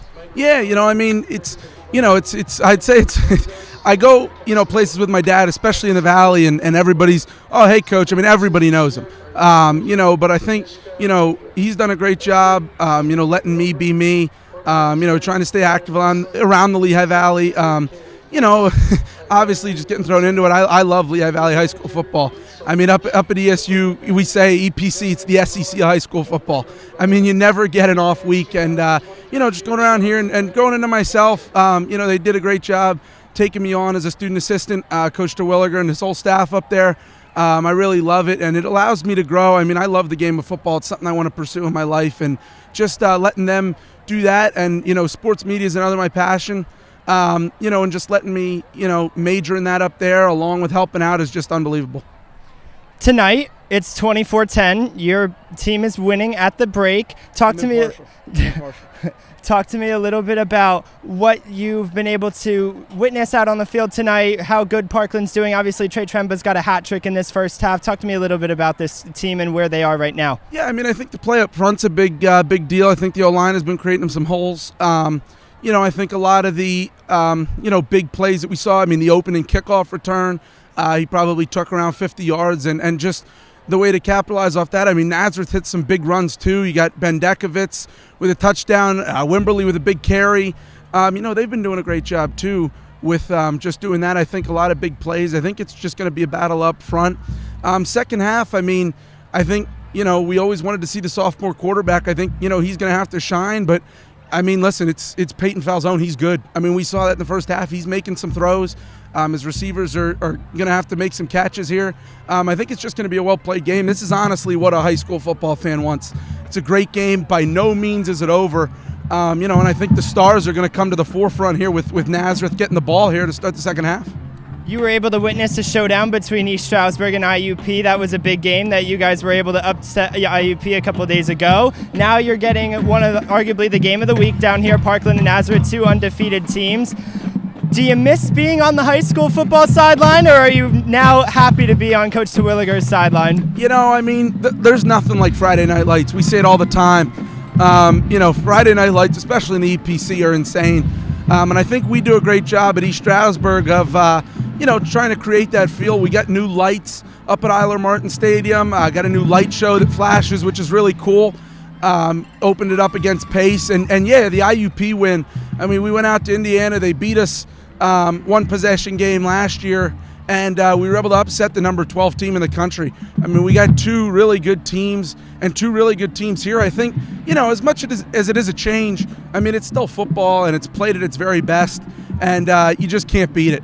AJ, thank you for taking the time with me tonight. It's an honor to be able to talk to you. I hope you go over there to your dad's sideline and enjoy the rest of the second half. Joey, thank you. And thanks, guys, up at D11 Sports, Al, Dave, and everybody in the booth. AJ Monsman, everybody. Al, back upstairs to you and Matt.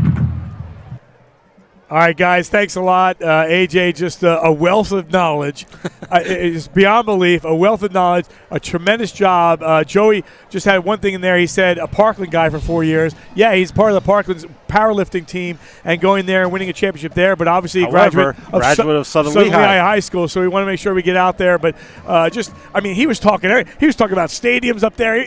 He had everything going on. He knows everything going on in both these programs, both at Parkland and at East Stroudsburg University with Coach Terwilliger. Well, with that, let's stay here, and we'll zoom in on the Nazareth High School Marching Band, followed by the Parkland High School Marching Band. Enjoy the halftime show.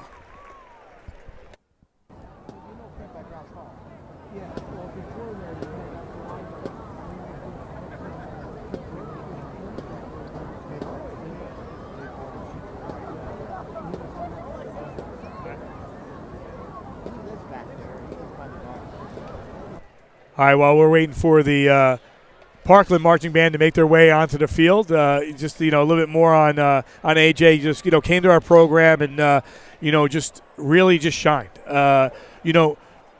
When he sees the game, the way he sees the game, and he says he uses so many different senses with his ears. And, I tell this story 100 times over.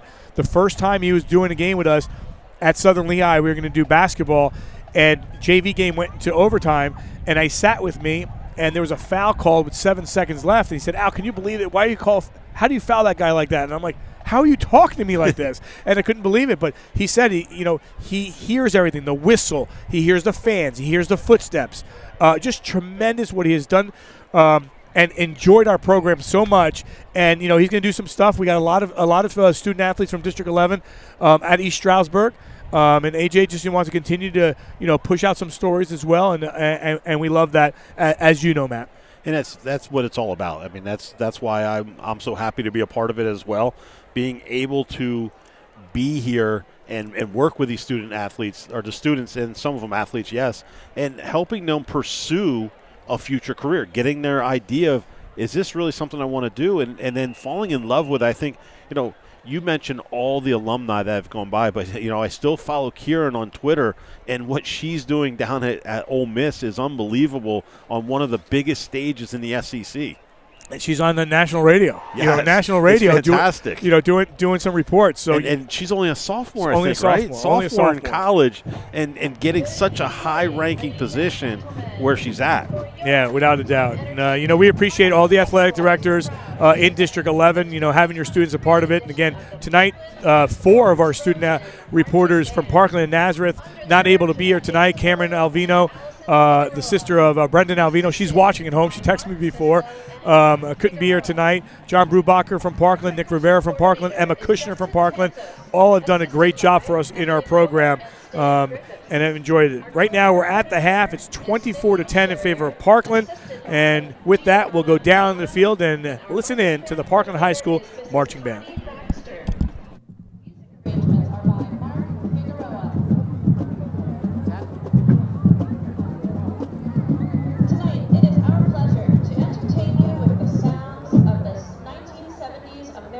Rhythm and Blue and disco band supergroup Earth, Wind and Fire as we perform 2 of their hit songs. Let's Groove Tonight and In the Stone. Earth, Wind and Fire has won 6 Grammy Awards and 4 American Music Awards.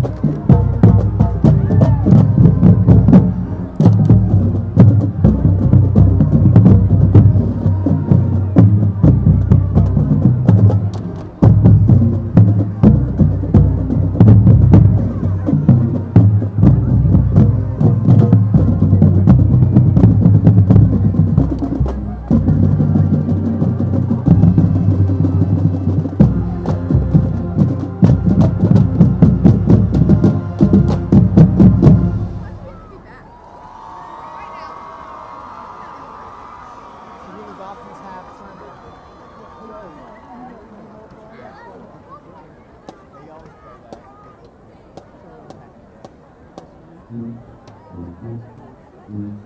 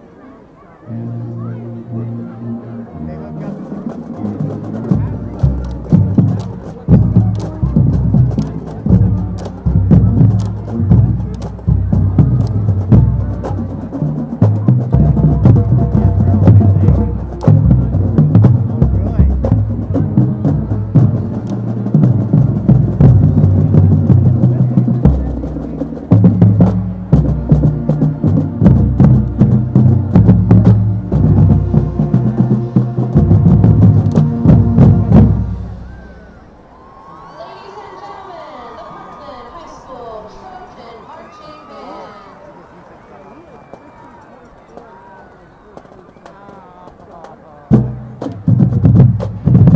All right, you've been listening to Parkland High School Marching Band. With that, we'll take a break. Get ready for the third quarter. Parkland leading 24-10. You're watching our D11Sports.com Game of the Week presented by St. Luke's Sports Medicine.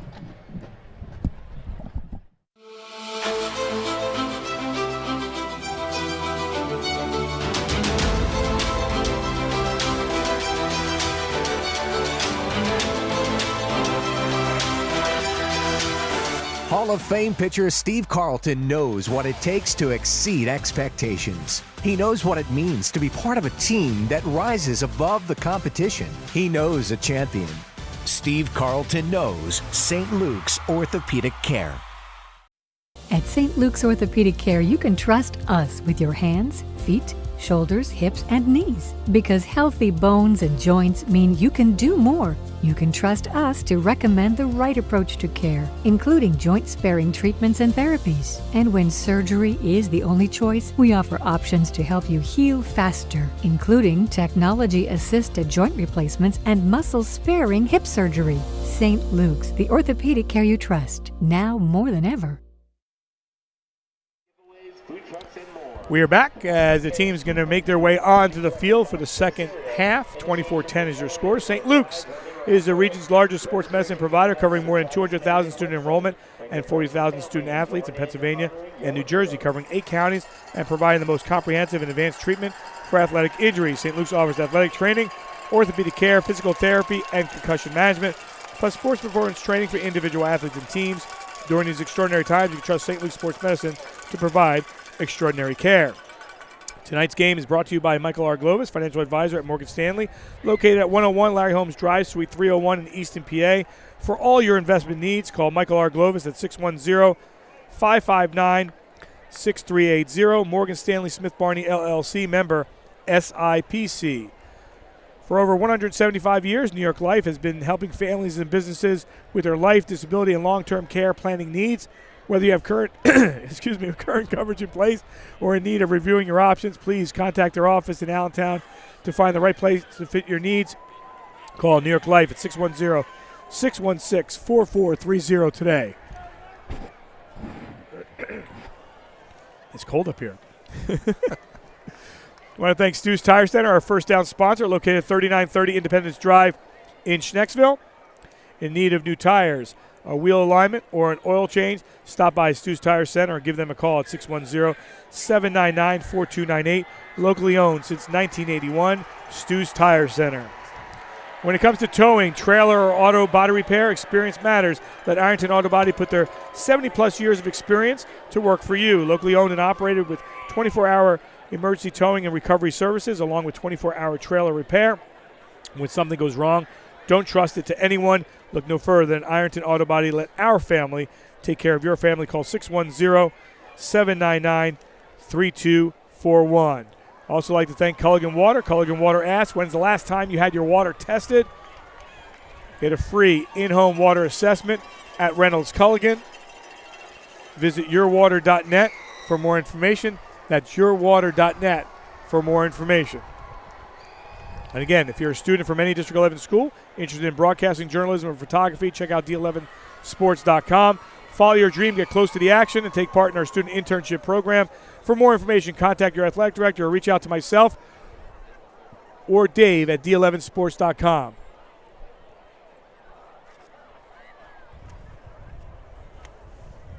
Matt, your thoughts, first half. I think is what both coaches have told us.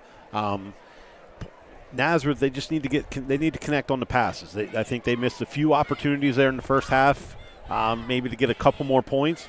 But Parkland just running behind that running game, I don't think we'll see much difference in this second half. They built a 2-touchdown lead. I think we'll see a great deal about what's going to happen the second half with what happens here in this first drive. So this was the one Jed Bendekovich run that set up their field goal in the first half. He gets down inside the 20, and then they were able to get the 3 points on the board. And at that point, it was 10-3. But then you credit Trey Tremba and the offensive line of Parkland. This is the one where he gets out. He gets down the sideline and gets a huge gain for them. That was right as the quarter was about to change between the first and the second quarter. And that sets up this touchdown later on in that drive, the very same drive. They get down inside the 10. They give it to Tremba, and they have extra blockers at the point of attack that Nazareth just gets outflanked, and that puts them in the end zone. And, again, 24-10 was the score. And this was Marquise Wimberly. This was his big run, and he very nearly breaks free. But credit Nolan Cohen with a great angle, and he's able to get the tackle. And we're back live here, and Parkland will send this one to Keener. And Keener will field that at the 1-yard line. He'll get taken down, and they'll be at the 16-yard line. You mentioned Nolan Cohen, the son of the late Andy Cohen, had tremendous respect and conversations with Andy all the years. I did sidelines at Lehigh, interviewed him. Just a great person. It was always conversational. We always talked every game. In the pregame, we took walks, talked about our kids, and went back and forth. It just, I miss him, it's just one of those things that you look at all the great memories I have. We know him, even Yankee Stadium, went there, and it didn't turn out to be the game that they wanted there, but just great conversations, and will be missed by many. And just seeing Nolan, perform here on the field, and his dad's looking down, loving every second of it for sure. Absolutely, and you know what? I think we've been blessed in the Lehigh Valley with great college football coaches. I know Muhlenberg was one. They just honored the late Mike Donnelly as well. He's right up there with Andy Cohen as well, with just great figures in the Lehigh Valley to mentor college athletes on the gridiron. Matt, what's going on here? Parkland's. So this, you're gonna like this. This is a wardrobe. That's what I thought. A wardrobe issue because Parkland's kids did not have their knees covered. Okay. Knee pads need to cover their knees, so they must have been worn in the first half, and now this time they get taken out. All right, let's see what happens here on the first play. Here comes the pressure by the Trojans, and Falzone will get taken out of bounds. And you saw Nazareth. They tried to take advantage of that because there was 3 secondary guys that were taken out on that play to fix their uniforms. So you looked at Nazareth trying to take advantage of those backups in.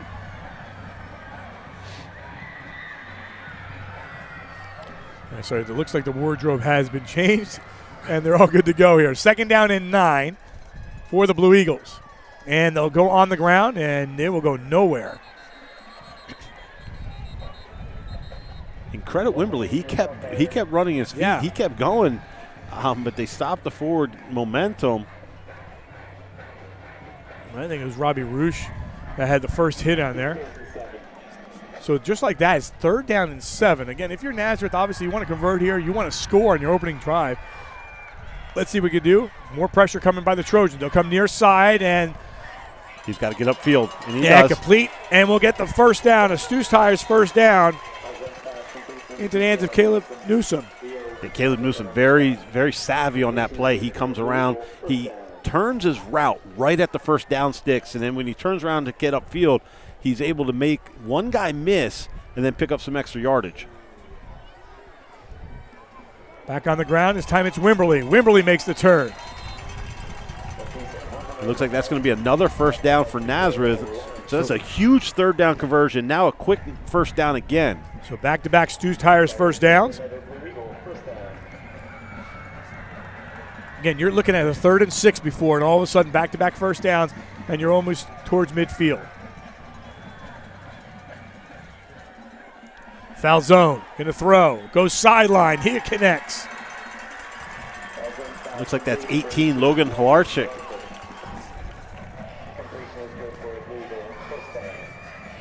Well, something that we didn't see in the first half, 3 consecutive first downs, Stu Tires first downs for Nazareth. And getting in rhythm right now is foul zone, and that's Bendekovitz. Bendekovitz powers forward. He's still on his feet, and Bendekovitz gets about 8.5. And that's going to be close to another first down now, depending on where they spot this ball.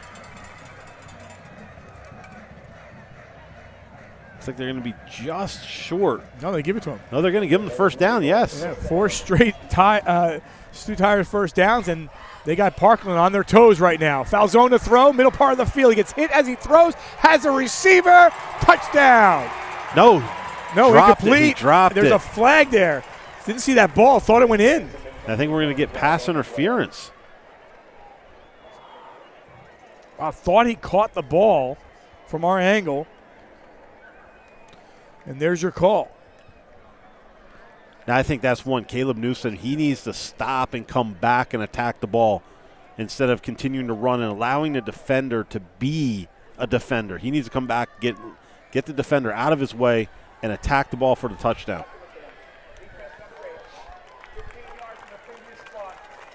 That's going to be 5 in a row, right? 5 first downs in a row. Yep. This one by penalty. So they move the ball up. Take a look at it again. And you'll see at the end of this play, Caleb Newsom, he's still running. I think at that point he needs to come back and get behind the defender and Johns and make a play on the ball, and then he has a touchdown. I thought he caught it like by the shoelaces and didn't see it pop out from the 17-yard line. They'll go on the ground again, and Bendekovitz gets taken to the ground.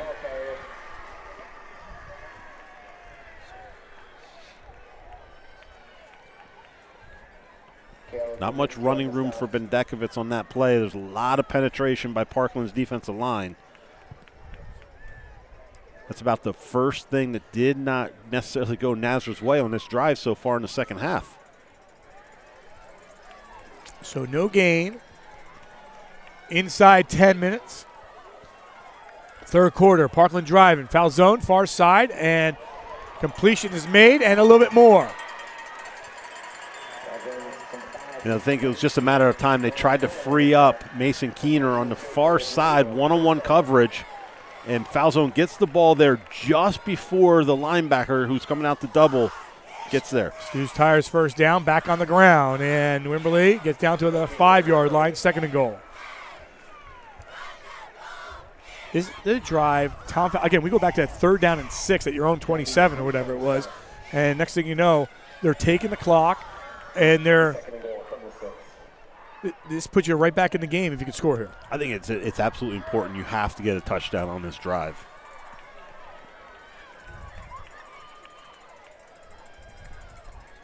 Foul zone has Keener, fakes the pitch, and now wanted to get the pitch. It gets to Keener.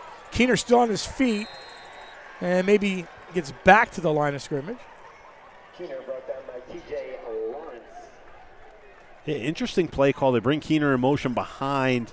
They fake to Wimberly up into the line of scrimmage. Foul zone runs the option. Nearly gets taken down before he's able to give the pitch to Keener, but the pursuit from Parkland's defense is there, not giving him any room. So a big play here for both teams. 3rd down and goal from the 6. 3 receivers lined up to the far side. Man, going to throw that one, and that one gets knocked down. Yeah, that's a tough one. I think you have to get foul zone out on the perimeter, let him roll, and then find that guy without having the defensive line's hands in his way, especially you're throwing to a shorter receiver in Keener compared to the offensive and defensive line. All right, Matt, they're going to go for it here on 4th down. That being said, they're going to have to get going here, call timeout. Correct. I wouldn't be surprised, Try to draw him offside? if you try to draw him offsides first. Well, they got to snap this ball. So 4th and goal from the 6. Wimberley in the backfield. They're going. And Falzone getting chased. Falzone making a turn, now throws and has a receiver touchdown. Wow! Somehow coming across was Newsom, and he goes in for 6 yards. Great job by Falzone. And we have a flag on the play.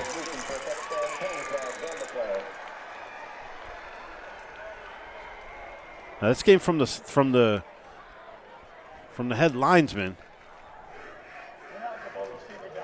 So it looks like a lineman went downfield during the play. Wow. So I'm thinking what had to happen was, yep, you have those linemen down the field. They're blocking.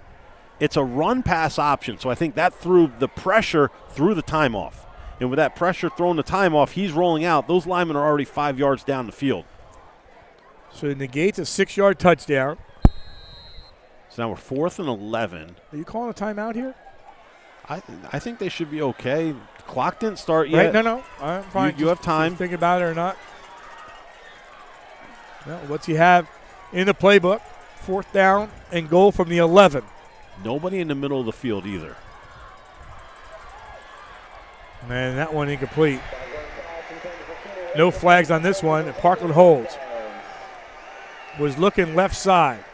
Was looking for Keener, but Keener wasn't Never looking looked. back at the ball. He never looked back. That's a big momentum change right there. You know, a big touchdown negated, and it was a great play. And all of a sudden, you can see Parkland. You know, they're fired up on that side. Exactly, and unfortunately for Nazareth, you have Wimberley who's down on the field, hoping it's just a cramp.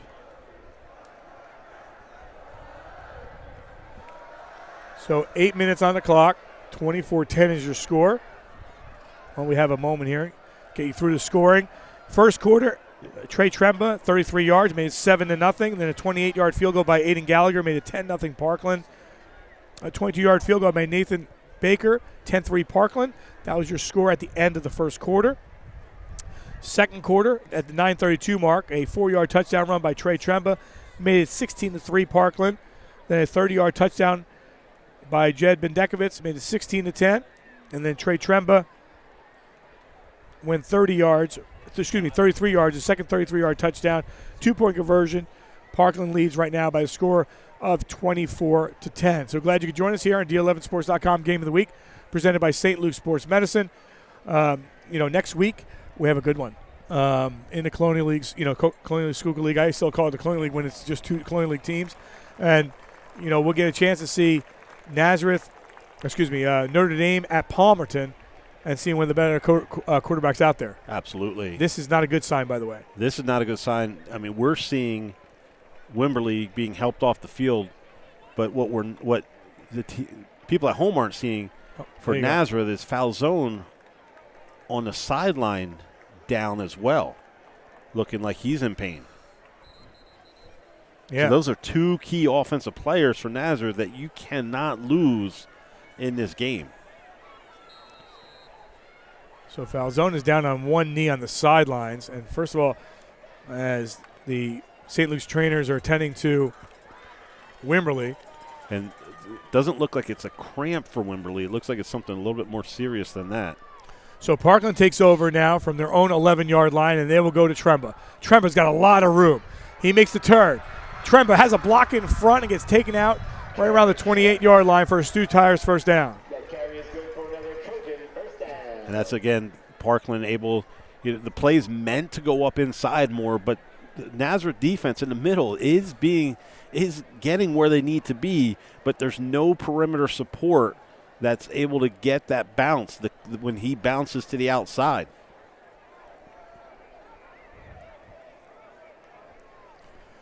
First down and 10 from the 27.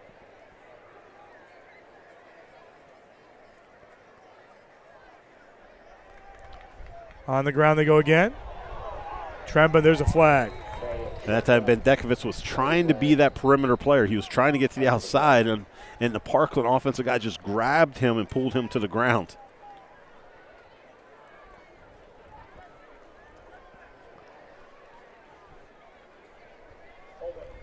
Offense number 58. 10-yard penalty. Replay first down. So we're inside 8 minutes here in the third. Matt, you said at about the 6-minute mark we're going to see 3 more touchdowns at the end of the first half. You just stymied the game completely. They haven't scored at all. There hasn't been anything.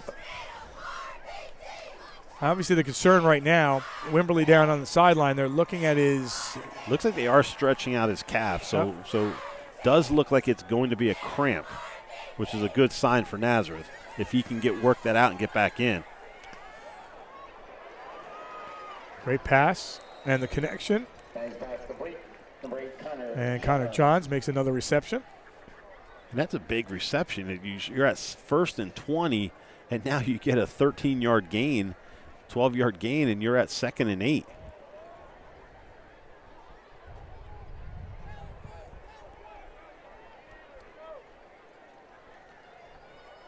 Connor Johns going to University of Pennsylvania for football, pursue a business degree at Wharton. And assessing the interior line and then taking off was Tremba for a Stu's Tire first down. And you have to credit Nazareth's defense. They are getting to the ball carrier. They are supporting that cast up front. They're closing down those holes. It's too far down the field by the time they're getting on him and getting to Tremba.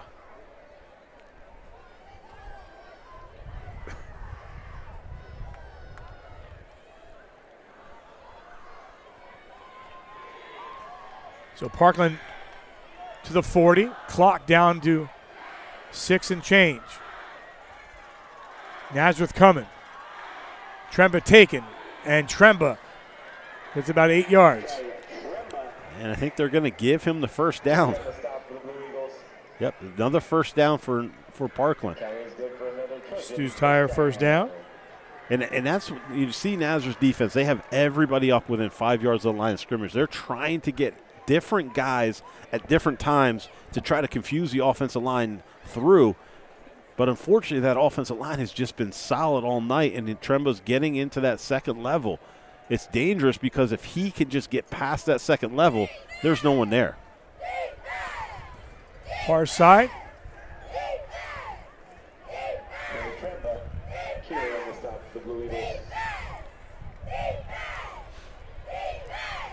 You mentioned A.J. Monsman, part of the Parkland powerlifting. I do believe Trey Tremba is also a member of that team, and you see it there with his strong legs. He has a defender on his back, and he's still not going down. He's just getting run out of bounds. Parkland just taking a lot of time off the clock. Again, a touchdown negated. Legal man downfield, and it could have been 24-17. Instead, Parkland gets the ball back, and now they're just running and doing what they can. Nothing here on this carry. Now it's TJ Lawrence. I think it's going to be big. It's going to be 3rd and short. And if you're Nazareth, you need to get a stop here and try to get the ball back to your offense. And fans at home wondering, Wimberly's still with the St. Luke's trainers. He's stretching right now. That's a good sign from what we can see from up here. And Falzone's on the sideline standing right behind the coaches, so I think that's a good sign as well. Yeah, I think that I think Wimberly will be back next offensive series. He's just trying to hydrate, get that stretched out. And I think you don't necessarily need him as much on defense right now because Parkland's not in a passing threat as much. They'll keep it on the ground. And great that's a job. big stop. Huge stop. And it's the big guy in the middle, Sean Kinney. He gets penetration in the middle, and there was nowhere for Tremba to go. You're going to see him get a push right up the middle, push and right there, and he's the one that gets the tackle in the backfield along with Dom Pilla.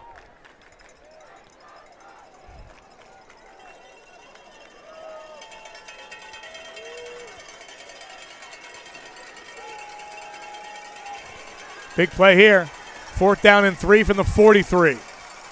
You have to wonder if they're just trying to draw him off sides and get the clock down, call a timeout. I don't see them snapping this ball. I don't either. I think with You have a a good lead, 14-point lead, yes.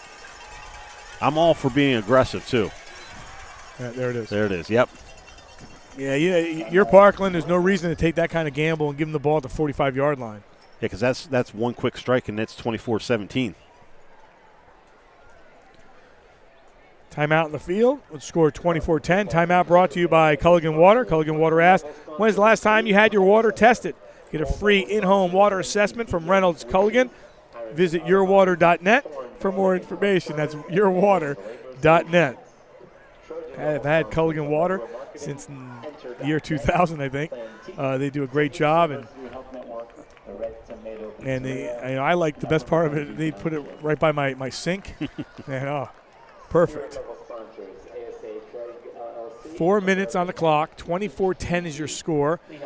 The last touchdown, by the way, was at least more than 6 minutes left in the first half. 7:55 left. And then right after that came the whammy by Matavancho, and he just said they're going to score in bunches.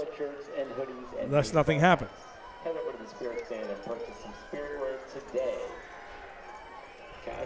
I don't know why you have to jinx stuff like that. All right, so it looks like the offense is coming back out. So even after that timeout. Wow, that's really interesting.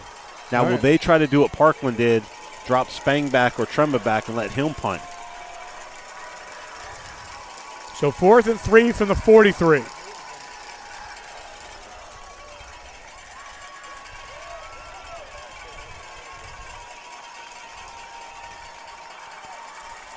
Move Tremba. And a low snap. And a flag. And it's going to be against the offense. Now the punt team's definitely coming out now.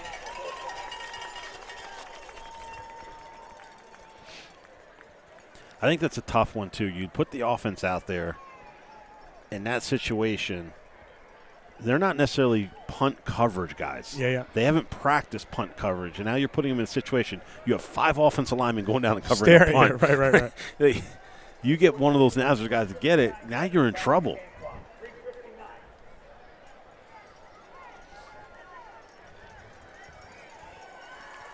So Parkland will punt it away. And Keener standing at his own 5-yard line.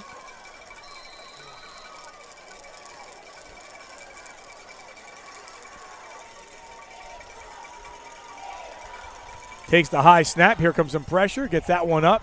Let's see what kind of roll this takes. And it takes a favorable roll for Nazareth, and Parkland's going to have to jump at it right around the 26-yard line. They'll have the ball with about 3:50 on the clock. I'm going to say it again. It's a 20-yard field position change. Why not just go for it? Why not just go for it? Who says that? Why not just go for it? Matt Walters. East Stroudsburg South. He's done the numbers. Yes. He has done those numbers. Yeah, 20-yard difference in field position. Might as well go for it.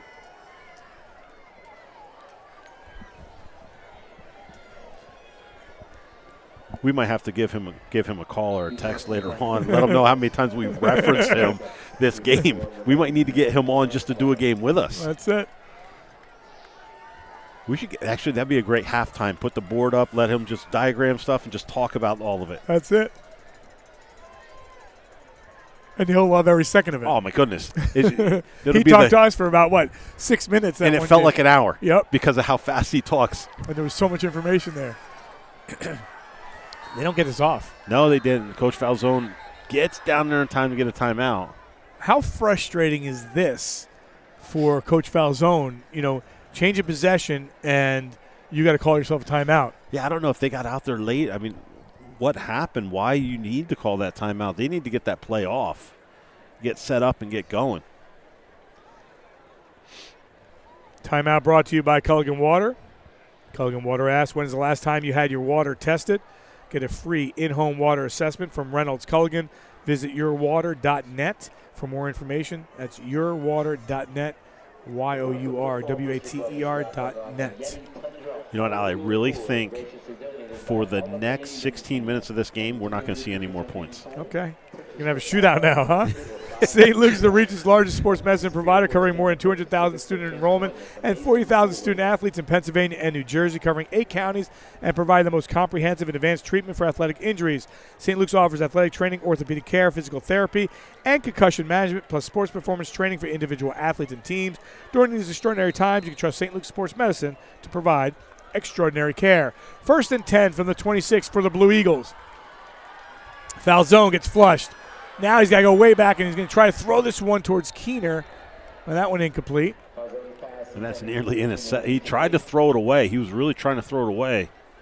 And I think Parkland nearly comes up with an interception.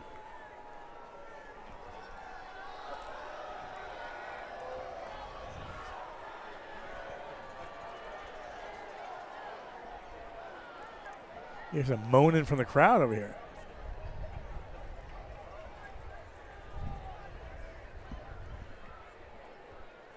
So under 4 to play here in the third quarter, 24-10. And it's the 2nd down and 10. Nazareth with 4 receivers. Now Keener in motion. Faces to Keener. Now a little floats one. And Parkland not fooled at all.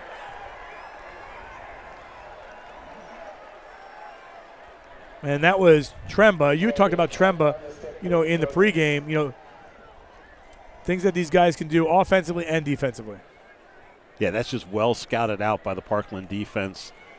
They bring Keener in motion. Keener didn't really sell it enough as he's coming across, because as the ball was snapped, he just kind of stopped, and everybody knew he was a decoy. So they put their eyes away from where he was, and they had 4 or 5 defenders over there. So 3rd down and 12 from the 24. There's a lot of room here if he gets to make the turn. He's trying to. Here's Falzone. He sees what he needs. He dives forward, and let's see where they mark. This is going to be really like close. A little bit short, and there's Tremba again coming up with the tackle. This is going to be interesting. It looks like they're keeping the offense on the field. This is a big 4th down play. Matt, in the beginning of the game, Tom Falzone, Tim Monsman talked about the line, right? Here's your line. I thought maybe they'd go for a sneak here. They do not. And they're just going to go straight up at you, and they'll get the 1st down. And Stu's Tires' 1st down goes to Bendekovitz. And I think you're at that point, Al, under 3 minutes in the third quarter. This is only your 2nd possession of the second half. Yeah. You have to get something going here. Last possession, points taken off the scoreboard for Nazareth. The ball got tipped. I wasn't sure. Yeah, it's one of those moments I think maybe Peyton, he's just grabbing the ball a little bit too hard as he's trying to throw, and he's trying to force it in and trying to aim it instead of just throwing the ball.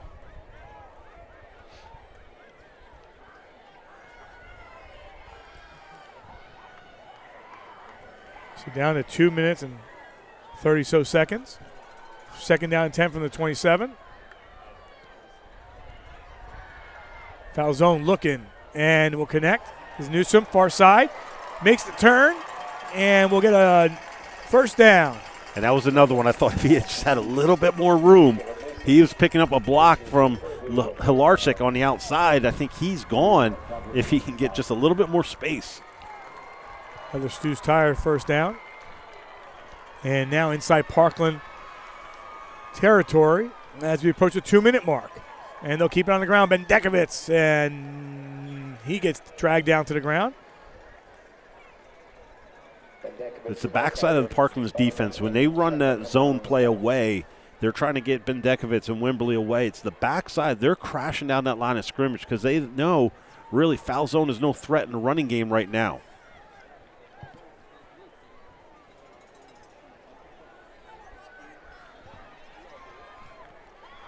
Ball sits at the 46-yard line.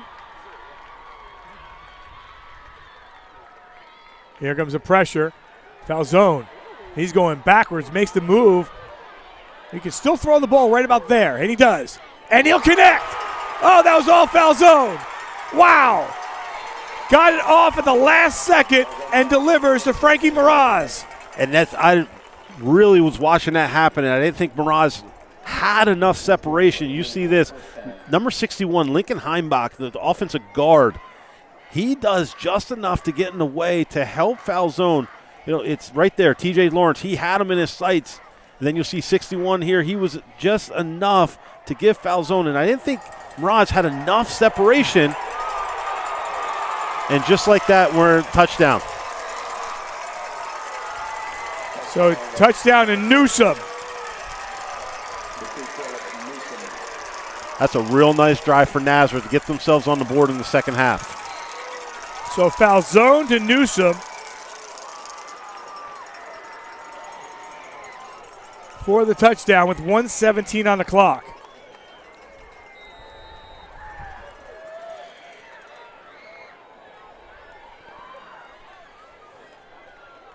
Extra point. This is an important extra point, too. Yeah, that one was a low one. And straight through. And Nazareth does what they have to. If you think about it, Matt, 2 drives in a row for Nazareth. They got in the end zone. One got taken away. And they're right back in at 24-17 down by a touchdown. Exactly. But think about that drive that we just had started on a key fourth down stop, or actually third down stop. Fourth down didn't jump, and then forced that punt away.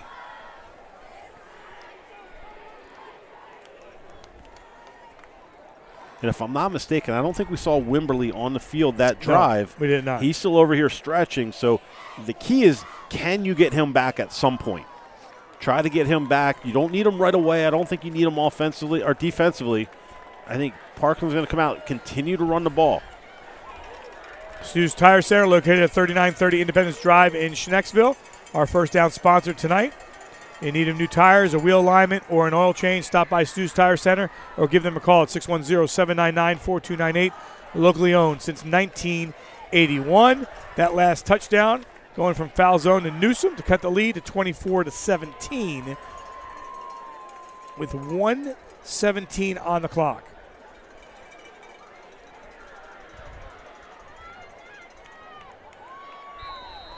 Again, Parkland forced a punt in their last time. It's becoming a big possession here for the Trojans now, as they'll field this one right around the 8-yard line. Satoshi Rosenblum on the return.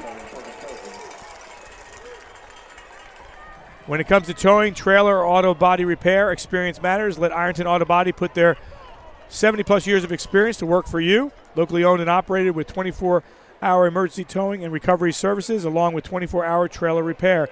When something goes wrong, don't trust it to anyone. Look no further than Ironton Auto Body. Let our family take care of your family. Call 610-799-3241.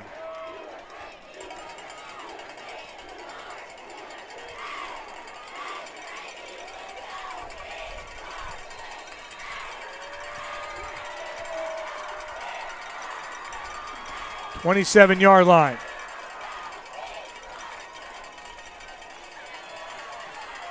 Looking to throw Spang, and that one out of the range. He was looking for Tremba. There was a flag? No flag. No flag.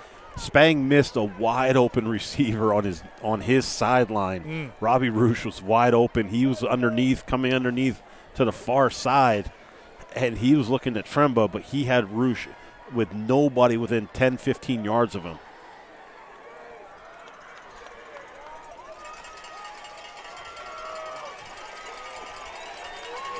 So second down and 10 for Parkland. They'll go back to the ground where it's worked. But right now, Nazareth's getting a little momentum going on here. And I have to say, from late in the first half, Nazareth moved Sean Kinney to nose guard. And now that he's been at nose guard, he's getting a lot of penetration. He's beating double teams in there right now, and he's the one that's getting the initial contact in the backfield for no gain. And Coach Falzone tells us no bigger Division I schools want to look at him because he's only 6'2". It's just crazy to me. Absolutely. Look at the tape. Look what he does, and you can see it. Maybe the last play of this third quarter is a big one. Third down and 10 from the 27. Nazareth sideline is loud. Looking to throw and completes the pass, but only for a few. And Parkland will have a chance to think about this one as the time is going to roll away. The only touchdown came from foul zone to Newsom. So we're through 3 in Orfield. Parkland School District Stadium is 24-17. Trojans on top. You're watching our D11Sports.com Game of the Week presented by St. Luke's Sports Medicine.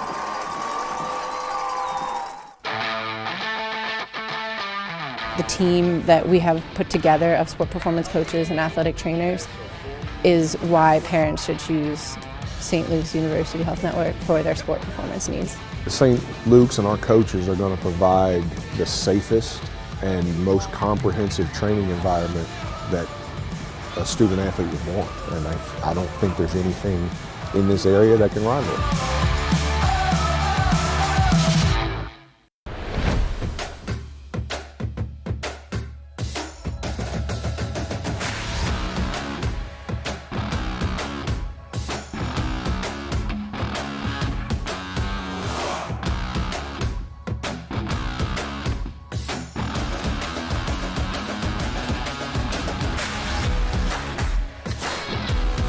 St. Luke's Orthopedic Care. Extraordinary care in motion. Now take a look at the Parkland student body. They've been out in full force. They've been enjoying it so far tonight. And we'll see what happens here in the fourth quarter as Parkland's going to have to punt the ball away to start the fourth with a 7-point lead. Low snap. That kick is up. You see the roll. And great field position for Nazareth, knowing they're a touchdown away from tying the game up. Matt, your thoughts through 3 quarters? That was a nice third quarter for Nazareth. 2 good series. I mean, you think about it, if they don't get that first touchdown nullified, we have a tie ball game right now. But I think they just need to get back into their rhythm offensively. That last drive for Parkland, I think it was uncharacteristic. They go 3 plays, 2 passes when they've been having such huge success with the running game. In the first half, I think you got away from your bread and butter. You got to get back to that. Regardless of what the score says, get back to controlling the ground, get the ball rolling, and get it to Tremba. Hell, and about 7 minutes ago you said no more scoring, and now the scoring's starting. I know. Hey, listen. I want to give the fans what they want. 1st and 10 from the 41. They'll go on the ground. And that's been Dekovitz. And Wembley, I don't think, is still in there, correct? He's still on the sideline. He's still on the sidelines, getting worked on by the trainers. They're trying to get him back in.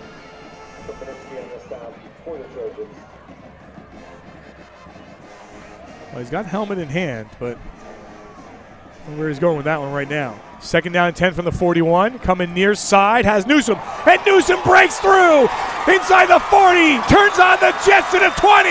He's going to go. 59 yards for the touchdown. Wow. Nazareth, an extra point away from tying it up.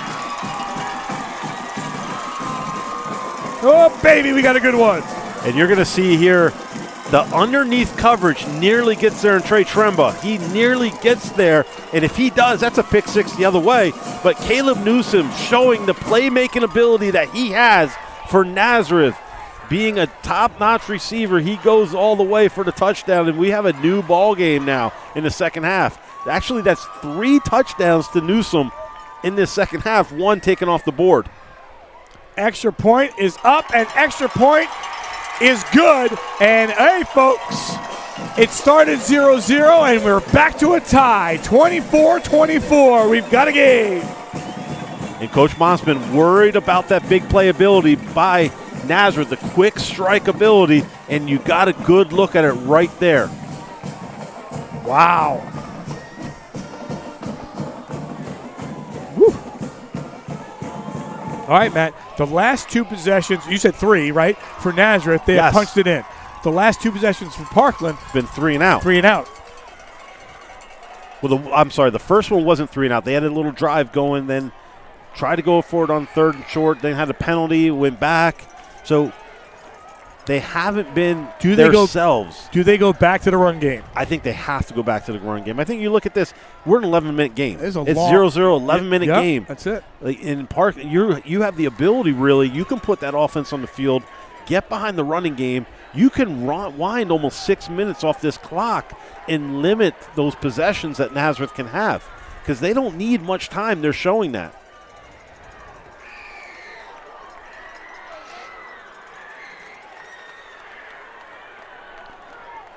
So here we go, folks.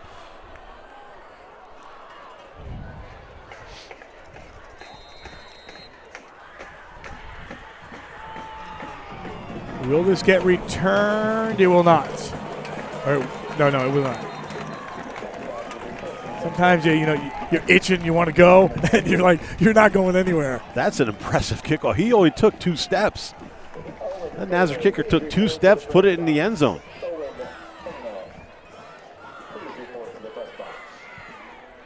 Nathan Baker is a senior at 5'10", the kicker for Nazareth.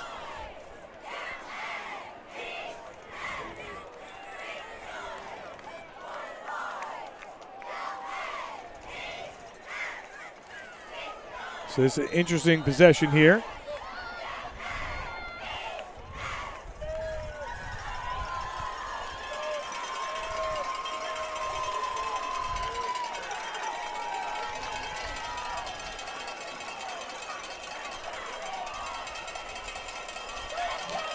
That ball mishandled for a moment. Matt, just a moment now or whatever, just about Sammy Sasso, everyone knows just an unbelievable athlete at Nazareth. Was unfortunately, part of shot a couple weeks back and, recovering from that and, all the support from the Lehigh Valley and all the fans around the country really coming together to support, just a great person. And not, like you said, the Lehigh Valley and supporting him, but that wrestling community and how they take care of each other is such a fantastic thing. We have such a strong wrestling community in the Lehigh Valley. I think we sometimes take that for granted. I mean, the Lehigh Valley is known across the country for its ability and its wrestlers and the programs and the strength of the wrestling programs and Sammy Sasso being one of those, unfortunately, in the wrong place. And you hate to see that, but you're hoping for a good, speedy recovery for him. No question. Big play here, both teams. Tied at 24, 10-minute mark. 3rd down and 4 from the 26. Spang with Tremba to his left. Here comes the pressure. He gets hit as he throws, and that one incomplete. The pressure came. Looked like it was Dom Pilla, 55, correct? Yes. The momentum has turned here in favor of the Nazareth Blue Eagles. And again, this is being done with Wimberly on the sideline. So you lose him defensively. That's the cornerback position where they just attacked. And you lose that big playability on offense as well.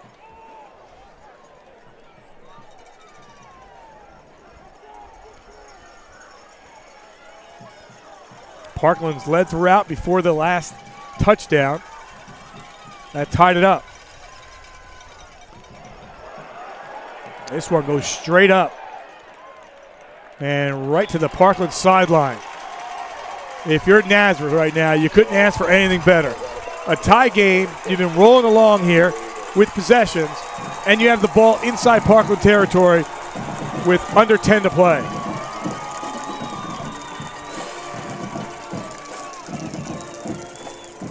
Around the valley, obviously, there's games going on tonight. Everybody's eyed up on this one here in Orfield, right? Absolutely. And saying this could be the game that we're going to see, again in November. But both coaches, downplaying that a little bit. Which obviously we expected them to. We had to ask the question. Of course we did. But we expected them to downplay it. But if this does turn out to be the championship down the road, it should be interesting. 1st and 10 from the 46. Parkland's 46. And they go on the ground, Bendekovitz. And looks like we're going to have a flag. False start on the offense.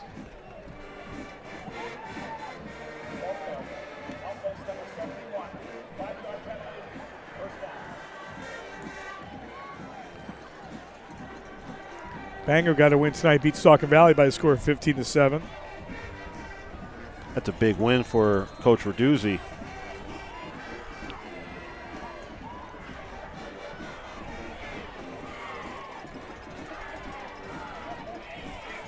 Here, first down and 10 from the 49. Falzone starting to find a little rhythm. And there's a flag thrown. And that ball incomplete. And it's thrown in the area of holding. If that's holding, then we're going to be first and 25. If they accept it.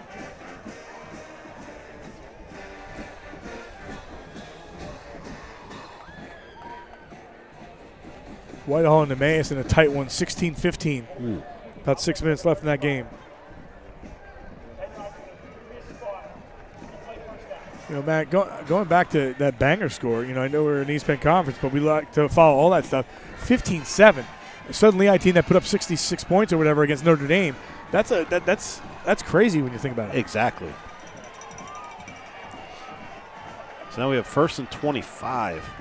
Yeah, they started the ball around the 46-yard line of Parkland. They're going backwards right now, all the way down to the 39-yard line. First down marker at the 35 of the Trojans. Here's Falzone. Here comes the pressure by the Trojans. And that one is incomplete. They look at Keener, and there it is. I knew that you had to see that one coming. Parkland player looked like he wrapped up.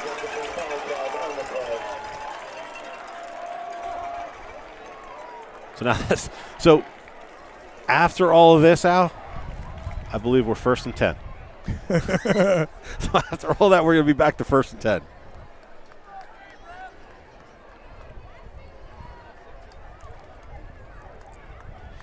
I think you're wrong by a yard. Are we getting a call here? Yeah, I don't know what the discussion is. Think about it. It was first and 10, 5-yard penalty, 10-yard penalty, getting 15 back. Yep. We should be at first and 10. Ooh, right? So close, man. Look at that. Sounds like those plays didn't even happen. 3 penalties in a row. Are you an official? On the spare. Matt went from live streaming Northampton and Stroudsburg last week, went home, came back, and then did it anyway. And then officiated that game Saturday. Yep. Went from calling it, it got rained out, went to Saturday, it got rained in. He was in there. Oh, shoot. We have a Parkland player down right now. I hope he's all right. And let me tell you what, Al.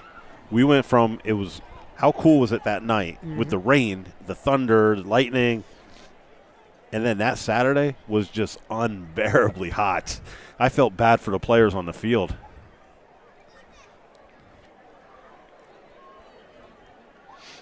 St. Louis trainers looking at a Parkland player, couldn't get a number. So 9 minutes on the clock.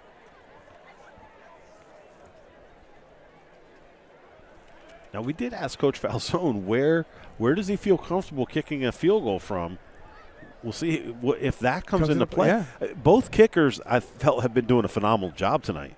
Kickoffs, extra points, the 2 field goals we've had. I think they've done a fantastic job. I think they might be downplaying what distance they might go from. And when their head coach is out at midfield, it's a concern. It is. It looks like, though, he's going to be getting up.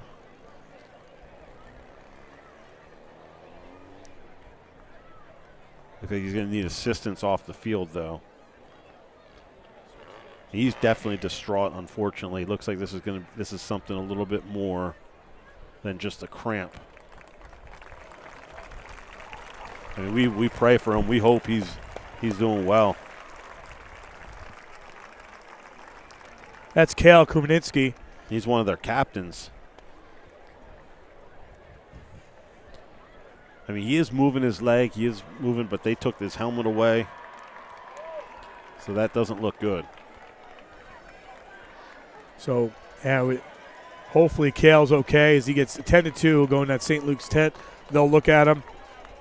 Just one tough kid for sure. Let me tell you, probably a little bit warmer in that tent than up here. Yeah, I would agree.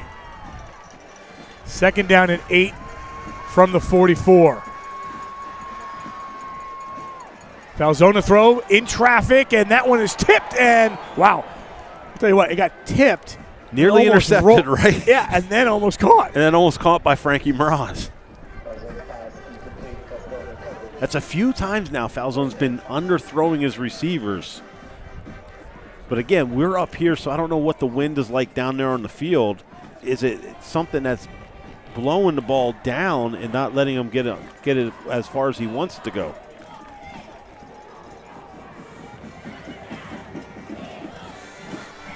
Third down and 8 for the 44. Falzone, pressure coming. Turns, throws, has a receiver. This is going to be close. I think he's got the first down. I think he does have it. Is that Miraz? I think that, yeah, that was Miraz, yes. Falzone evades pressure on the blitz and gets outside and finds Miraz for the first down.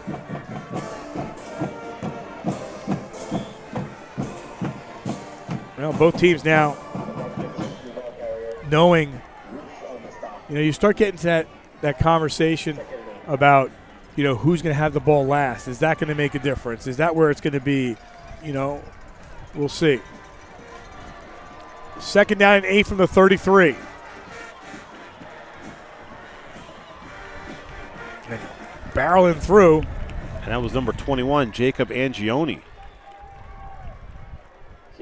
One thing we didn't mention is Mark Mattson. Mark Mattson played football at Nazareth, was, is administrator there at Nazareth, and now he's the Parkland superintendent. So, he's got ties with both parts. As this one is taken straight down.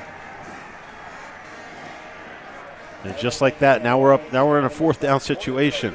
So Angioni back-to-back carries. Now this is going to be interesting.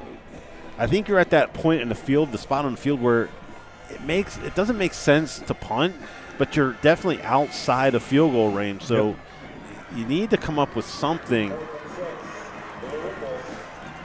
All right, you're going to hear the crowd really for both sides here. Fourth down and 6 from the 31.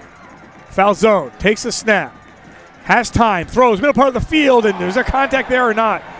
Fans for Nazareth said yes. Parkland, they said no and incomplete. So Parkland will get the ball back here with just over 7 minutes left. Yeah, I think that's a tough one. I don't think there's enough contact to warrant a flag. I think they're both going up and making a play on the ball. So 24-24 is your score with 7 minutes and 20-plus seconds remaining. So Keener's going to be coming from the slot inside.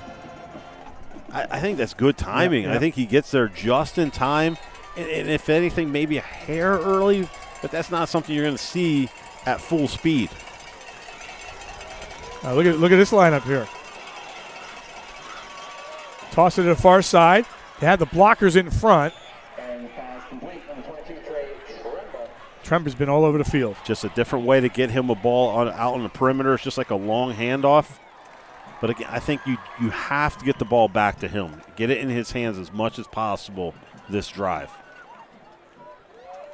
I know you have some talented receivers, but I think if you can't at this point rely on your offensive line to open up holes and get the ball to Tremba to make plays, I think you're in trouble. Well, I was just going to say, remember, they were out Kale Kumanitsky, who went out with an injury.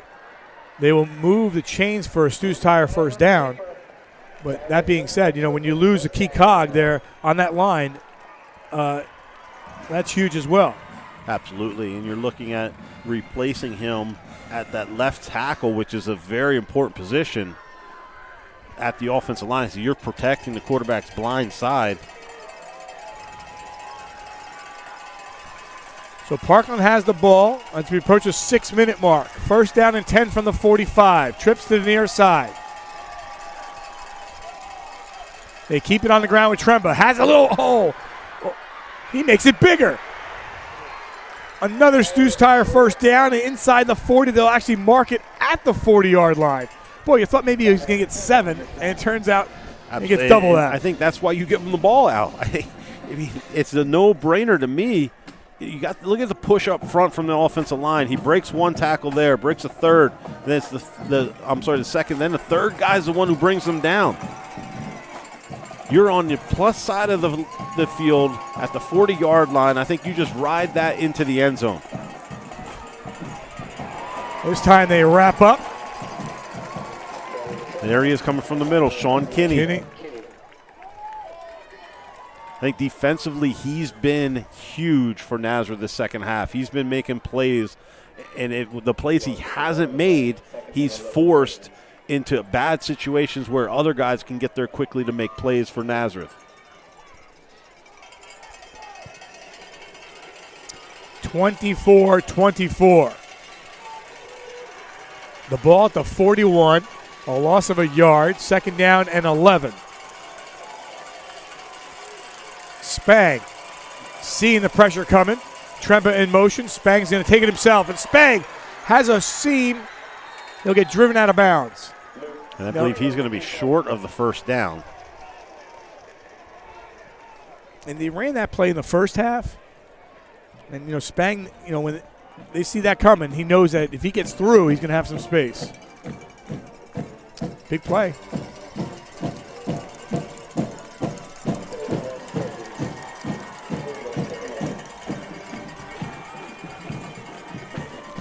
Third down and a yard from the 31 for the Trojans. Spang again. Pushes forward. And we'll get a Stu's Tire first down. So 4 new downs as we approach the 4-minute mark.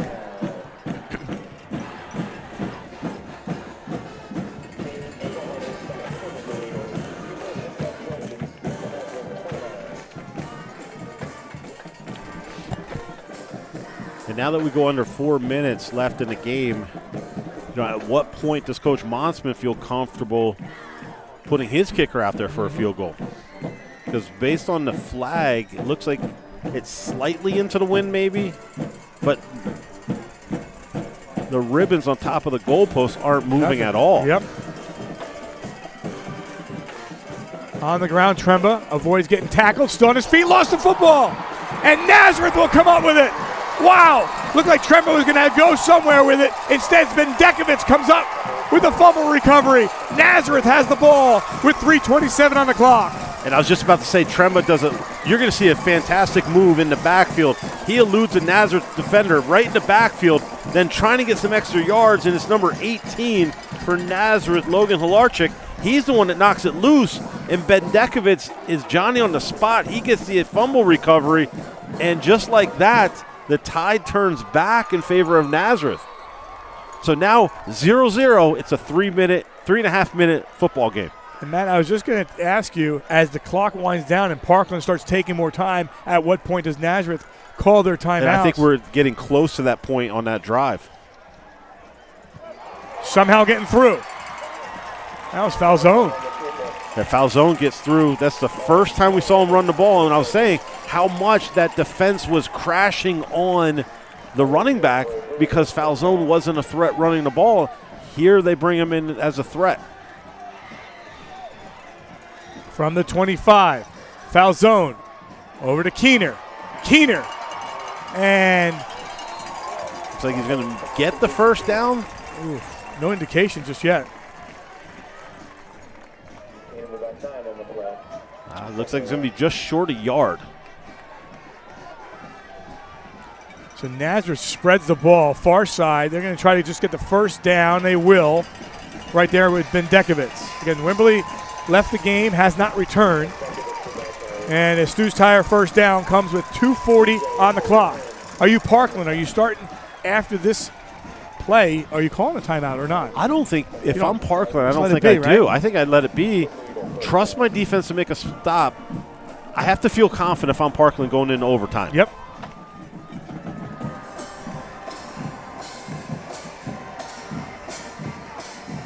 Here comes the pressure. Falzone avoids getting sacked initially. Going to throw off the back foot and throws that one to the sideline with 2:13 or so. And that's the matchup I'm interested in Parkland is putting their guy one-on-one in a lot of empty space with Caleb Newsom. Caleb Newsom has been showing his big playability. They're not rolling a second defender over to him at all.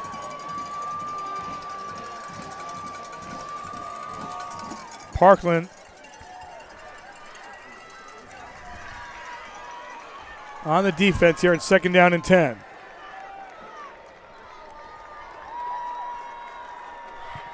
The ball at the 37-yard line for Falzone.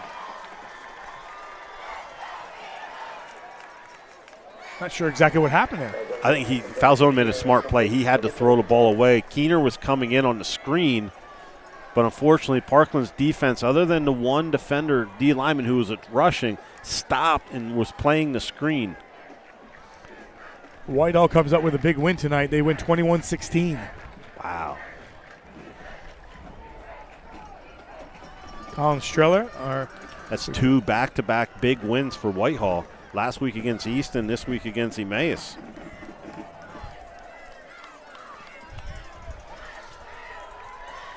So now if you're Parkland, that incomplete pass actually huge. Just gave you a timeout in essence. Right. 3rd down and 10 from the 37. Falzone going to go up top for it. Has a receiver too much. Looking for Keener. And Matt, you got to punt. You have to punt. Absolutely, you have to punt. Whew.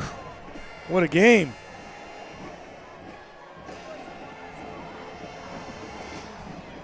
So Tremba's waiting at his own 31-yard line. High snap. Here comes the punt. They'll get this one off just barely. Tremba takes that one. And Tremba will gain a few yards after that. So Parkland with the football from their own 43, 44-yard line with 2 minutes on the clock and two timeouts. And I think you can still run the ball. If you go hurry up, you can still run the ball.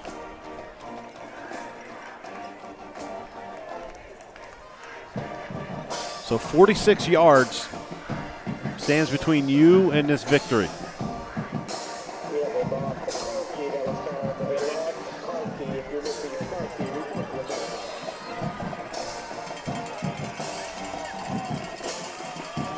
Here we go.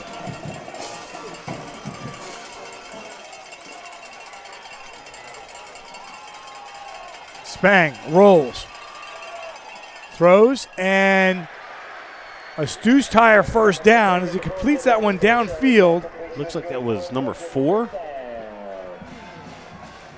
Jendell Sanchez. Yeah, Jendell Sanchez. He's the other receiver with Connor Johns getting his first catch of the night.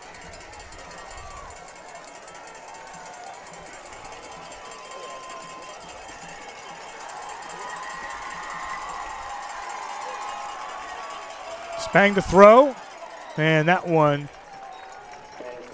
incomplete.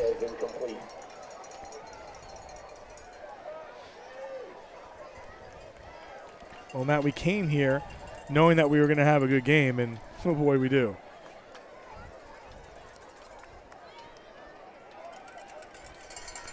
Crowd quiet all of a sudden.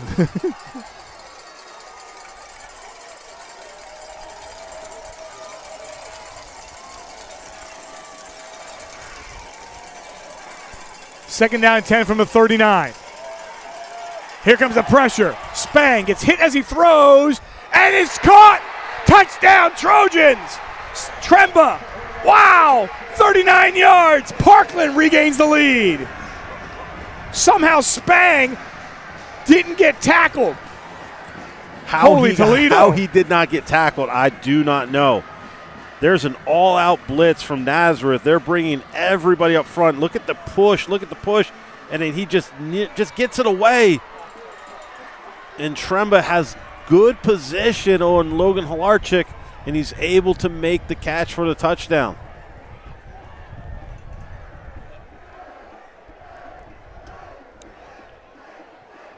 There's some discussion on the field.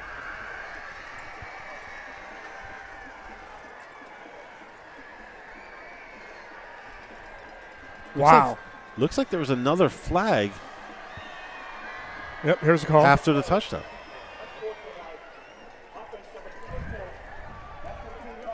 You can't do that. That's a key mistake this late in the game, because now they're going to get 15 more yards back on the kickoff. And that's what you didn't want to give them. You don't want to give Nazareth yards at all. This is an important extra point, too.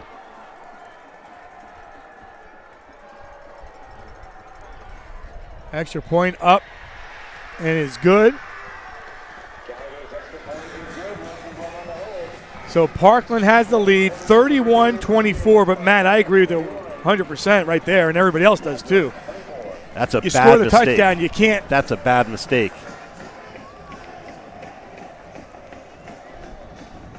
I know you're excited. You have to contain as much as possible.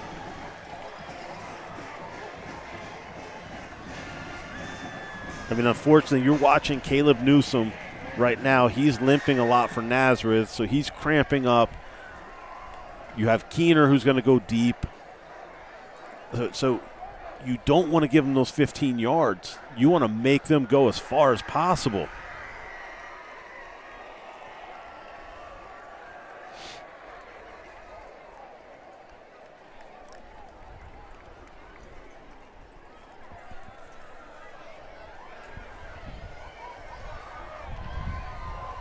So final 122.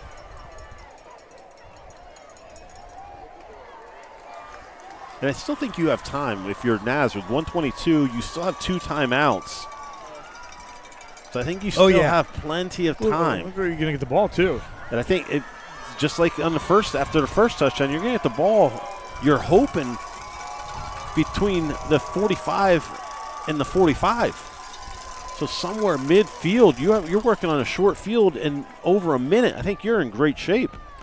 What a crazy turn. You know, Parkland led throughout. All of a sudden, Nazareth comes all the way back, makes it 24-24. And then just moments ago, Spang to Tremba 39 yards after Spang looked like he was going to get taken down, maybe even for a loss. And instead, and that came right when the Nazareth fan base came right to the fence. Here's Keener. Keener's going to let this one roll. Didn't want to go that far. He's going to have to pick it up at the 7. And Keener's going to be taken down to the ground. So Parkland defense comes up big. You know, you don't know where that ball's going to get kicked, exactly. right? That kick coverage just came up real big because now those 15 yards, that kick coverage just took them away.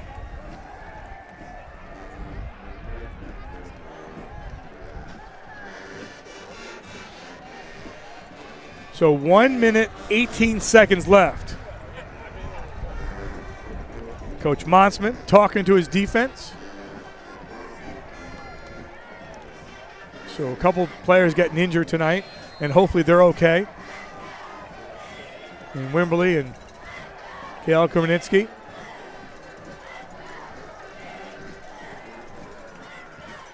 Nazareth from their own 14. Again, a pair of timeouts.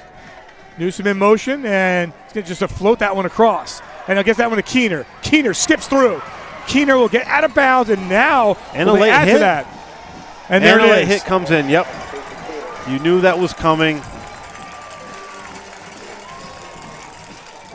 So that's going to stop the clock momentarily. Again, you're watching these the athleticism in some of these athletes. I mean, Keener just barely gets through, and all of a sudden he just starts going. He came from nowhere. Yeah, he starts came going. from nowhere on that play. It's crazy.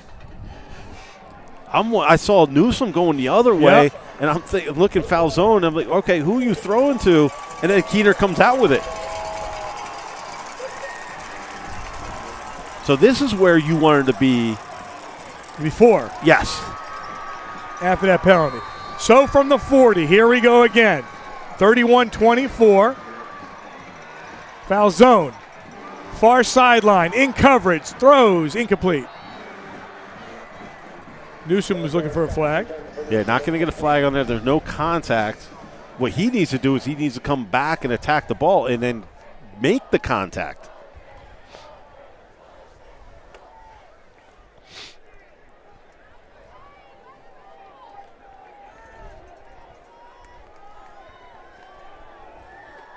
So it'll go 2nd down and 10 from the 40.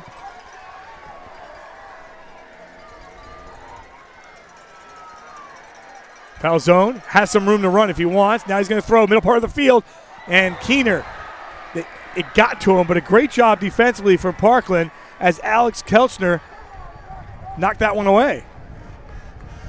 I thought if Falzone just took a little bit more time, he had Logan Hilarchik breaking free deep. Because all eyes were back on Keener.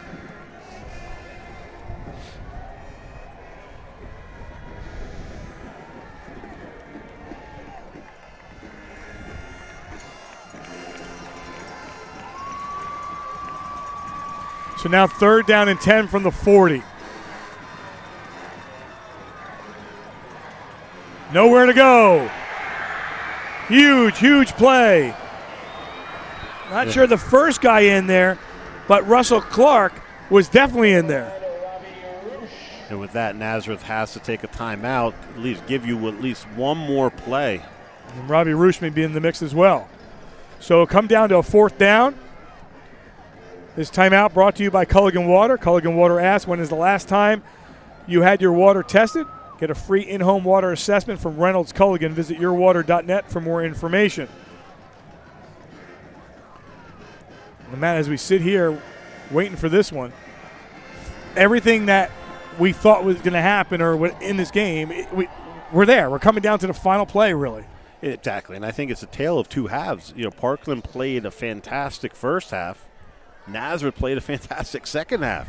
And one touchdown taken off the board, which should have been taken off. Mm-hmm.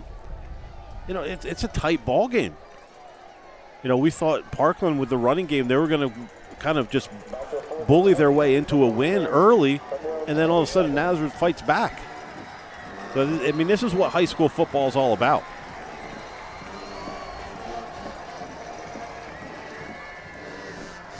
Looking to throw. 4th down and 23. And he's going to be short. Yep. He's going to be a yard short. That's at the 49-yard line. Let's see where they mark this one anyway. And Keener now is slow getting up. Yeah, Keener took a hard shot to the side.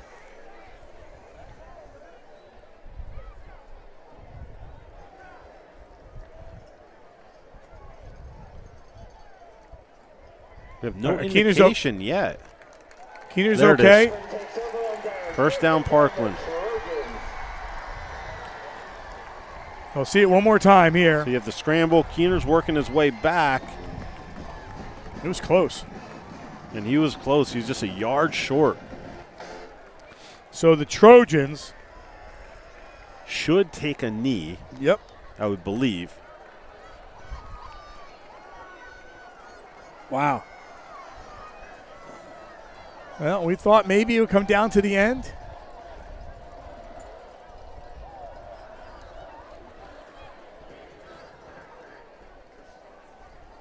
Parkland will take the snap here.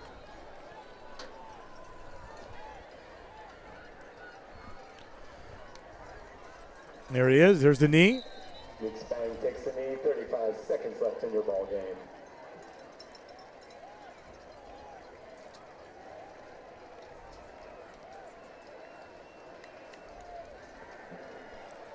And that should be the last play of the game. Time's going to wind down. Round 1, if you will, goes to Parkland. They win this one by a final score of 31-24. Game had everything in it. And they're going to shake here knowing that there's a possibility that they may meet again. But that would be for higher stakes. First things first, Parkland improves to 4-0. Nazareth falls for the first time. They're at 3-1. So they'll shake hands. And as they do, Matt, we'll take a break. When we come back, we'll wait to hear from our player of the game. Final score, Parkland wins this one, 31-24. We'll be back right after this. You're watching our D11Sports.com Game of the Week presented by St. Luke Sports Medicine.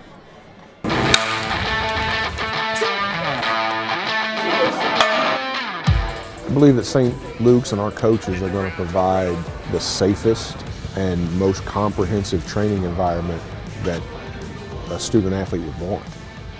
Hopefully they come to us and they leave and there's not another need to be filled. Your daughter or son's team can come to us and we provide it all. On the ground, go!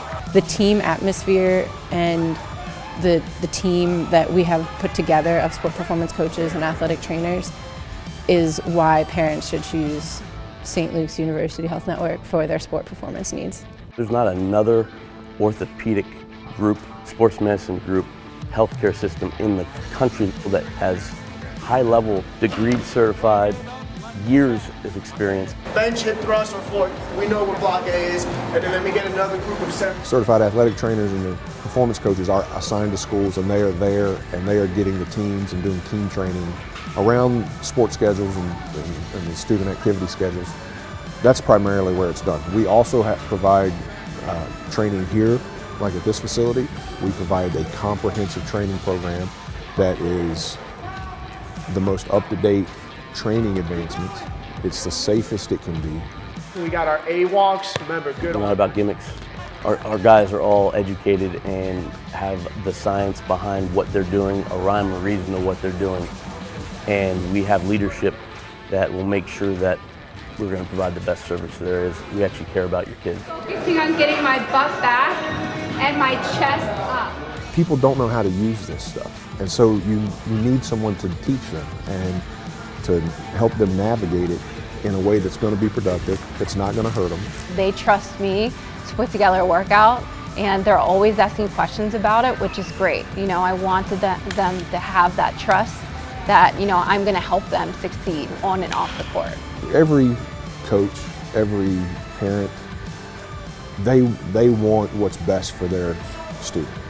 Okay? They want what's going to help them be the best version of themselves. And so that's what we can provide. I don't think there's anything in this area that can rival it.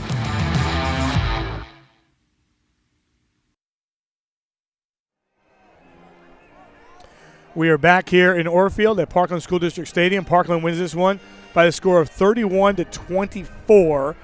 So they improved to 4-0, and Nazareth falls to 3-1. And Matt has had a lot of highlights. And while we're waiting here, we'll take a look at some of those highlights. It definitely did. We had a lot of big plays from both sides and both teams. This was a big play. Trey Tremble, you're going to hear his name a lot tonight. That was him on the defensive side of the ball, just sniffing out that screen to Jed Bendekovitz, and he takes him down behind the line of scrimmage. Caleb Newsom, he was a surprise to me. I haven't seen him play this year, but he has big play ability. He showed it here. He showed it a lot tonight. This was a big touchdown to get them back in the game and put them on the board and really get that Nazareth offense going in the second half. Unfortunately, though, Parkland just had a little bit too much with the Trey Tremble running game. We thought this one nearly was going to be broken away, but then the guy come up behind him, Pillock, brings him down from behind. And just as you think Parkland was going to take away and run away with it, he eludes a tackle in the backfield. Then Logan Halarchik knocks the ball away. Jed Bendekovitz recovers it, and then you think the tide's turning the other way to Nazareth.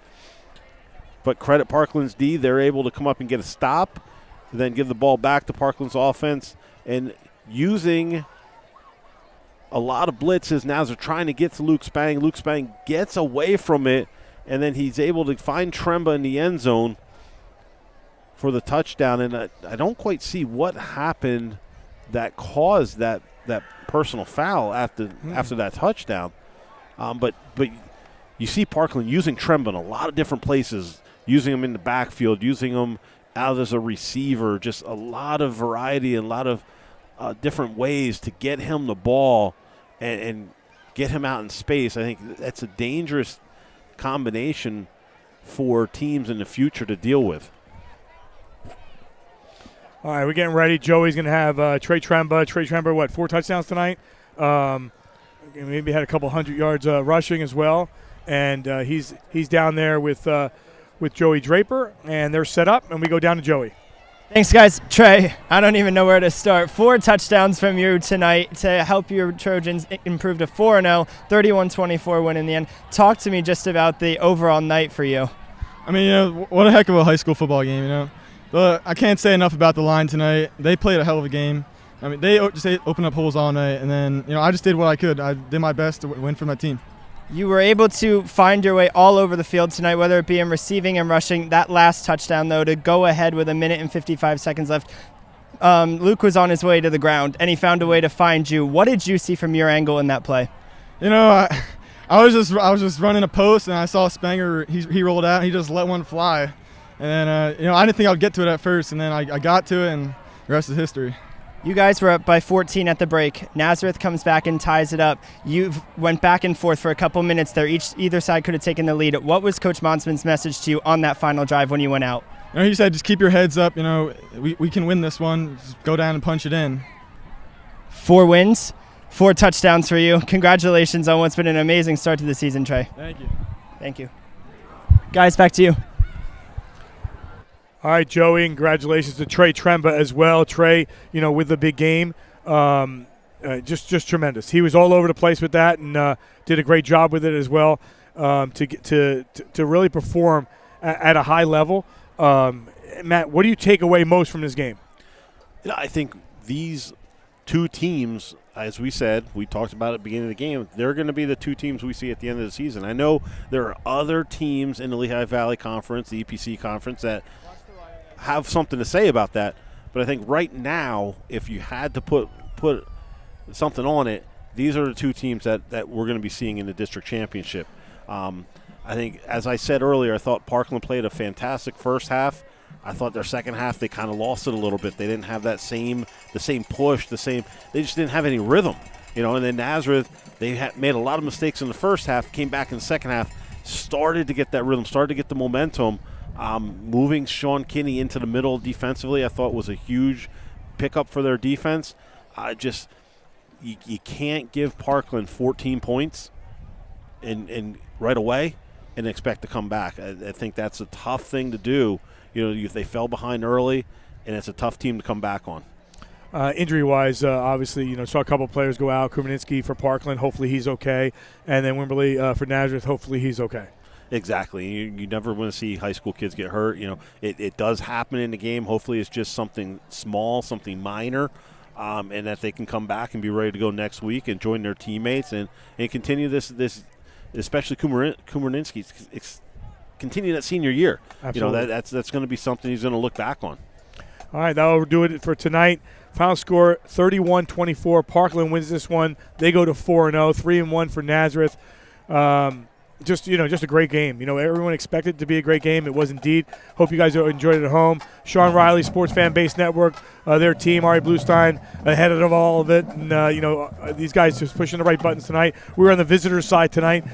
So much media attention to this game. We are high above, Parkland and enjoying this moment here and taking it all in. And, Matt, we know next week we have a big game in the Colonial League with Notre Dame and Palmerton. Absolutely, and I think that's one, after we go home and we get to see the results of tonight, I think that's one Notre Dame really needs to get. If they're in the district playoff race, they need to get that win, and that would be a big win for them. Palmerton, Malarchik, fantastic quarterback. Excited to see what he can do on the field next week.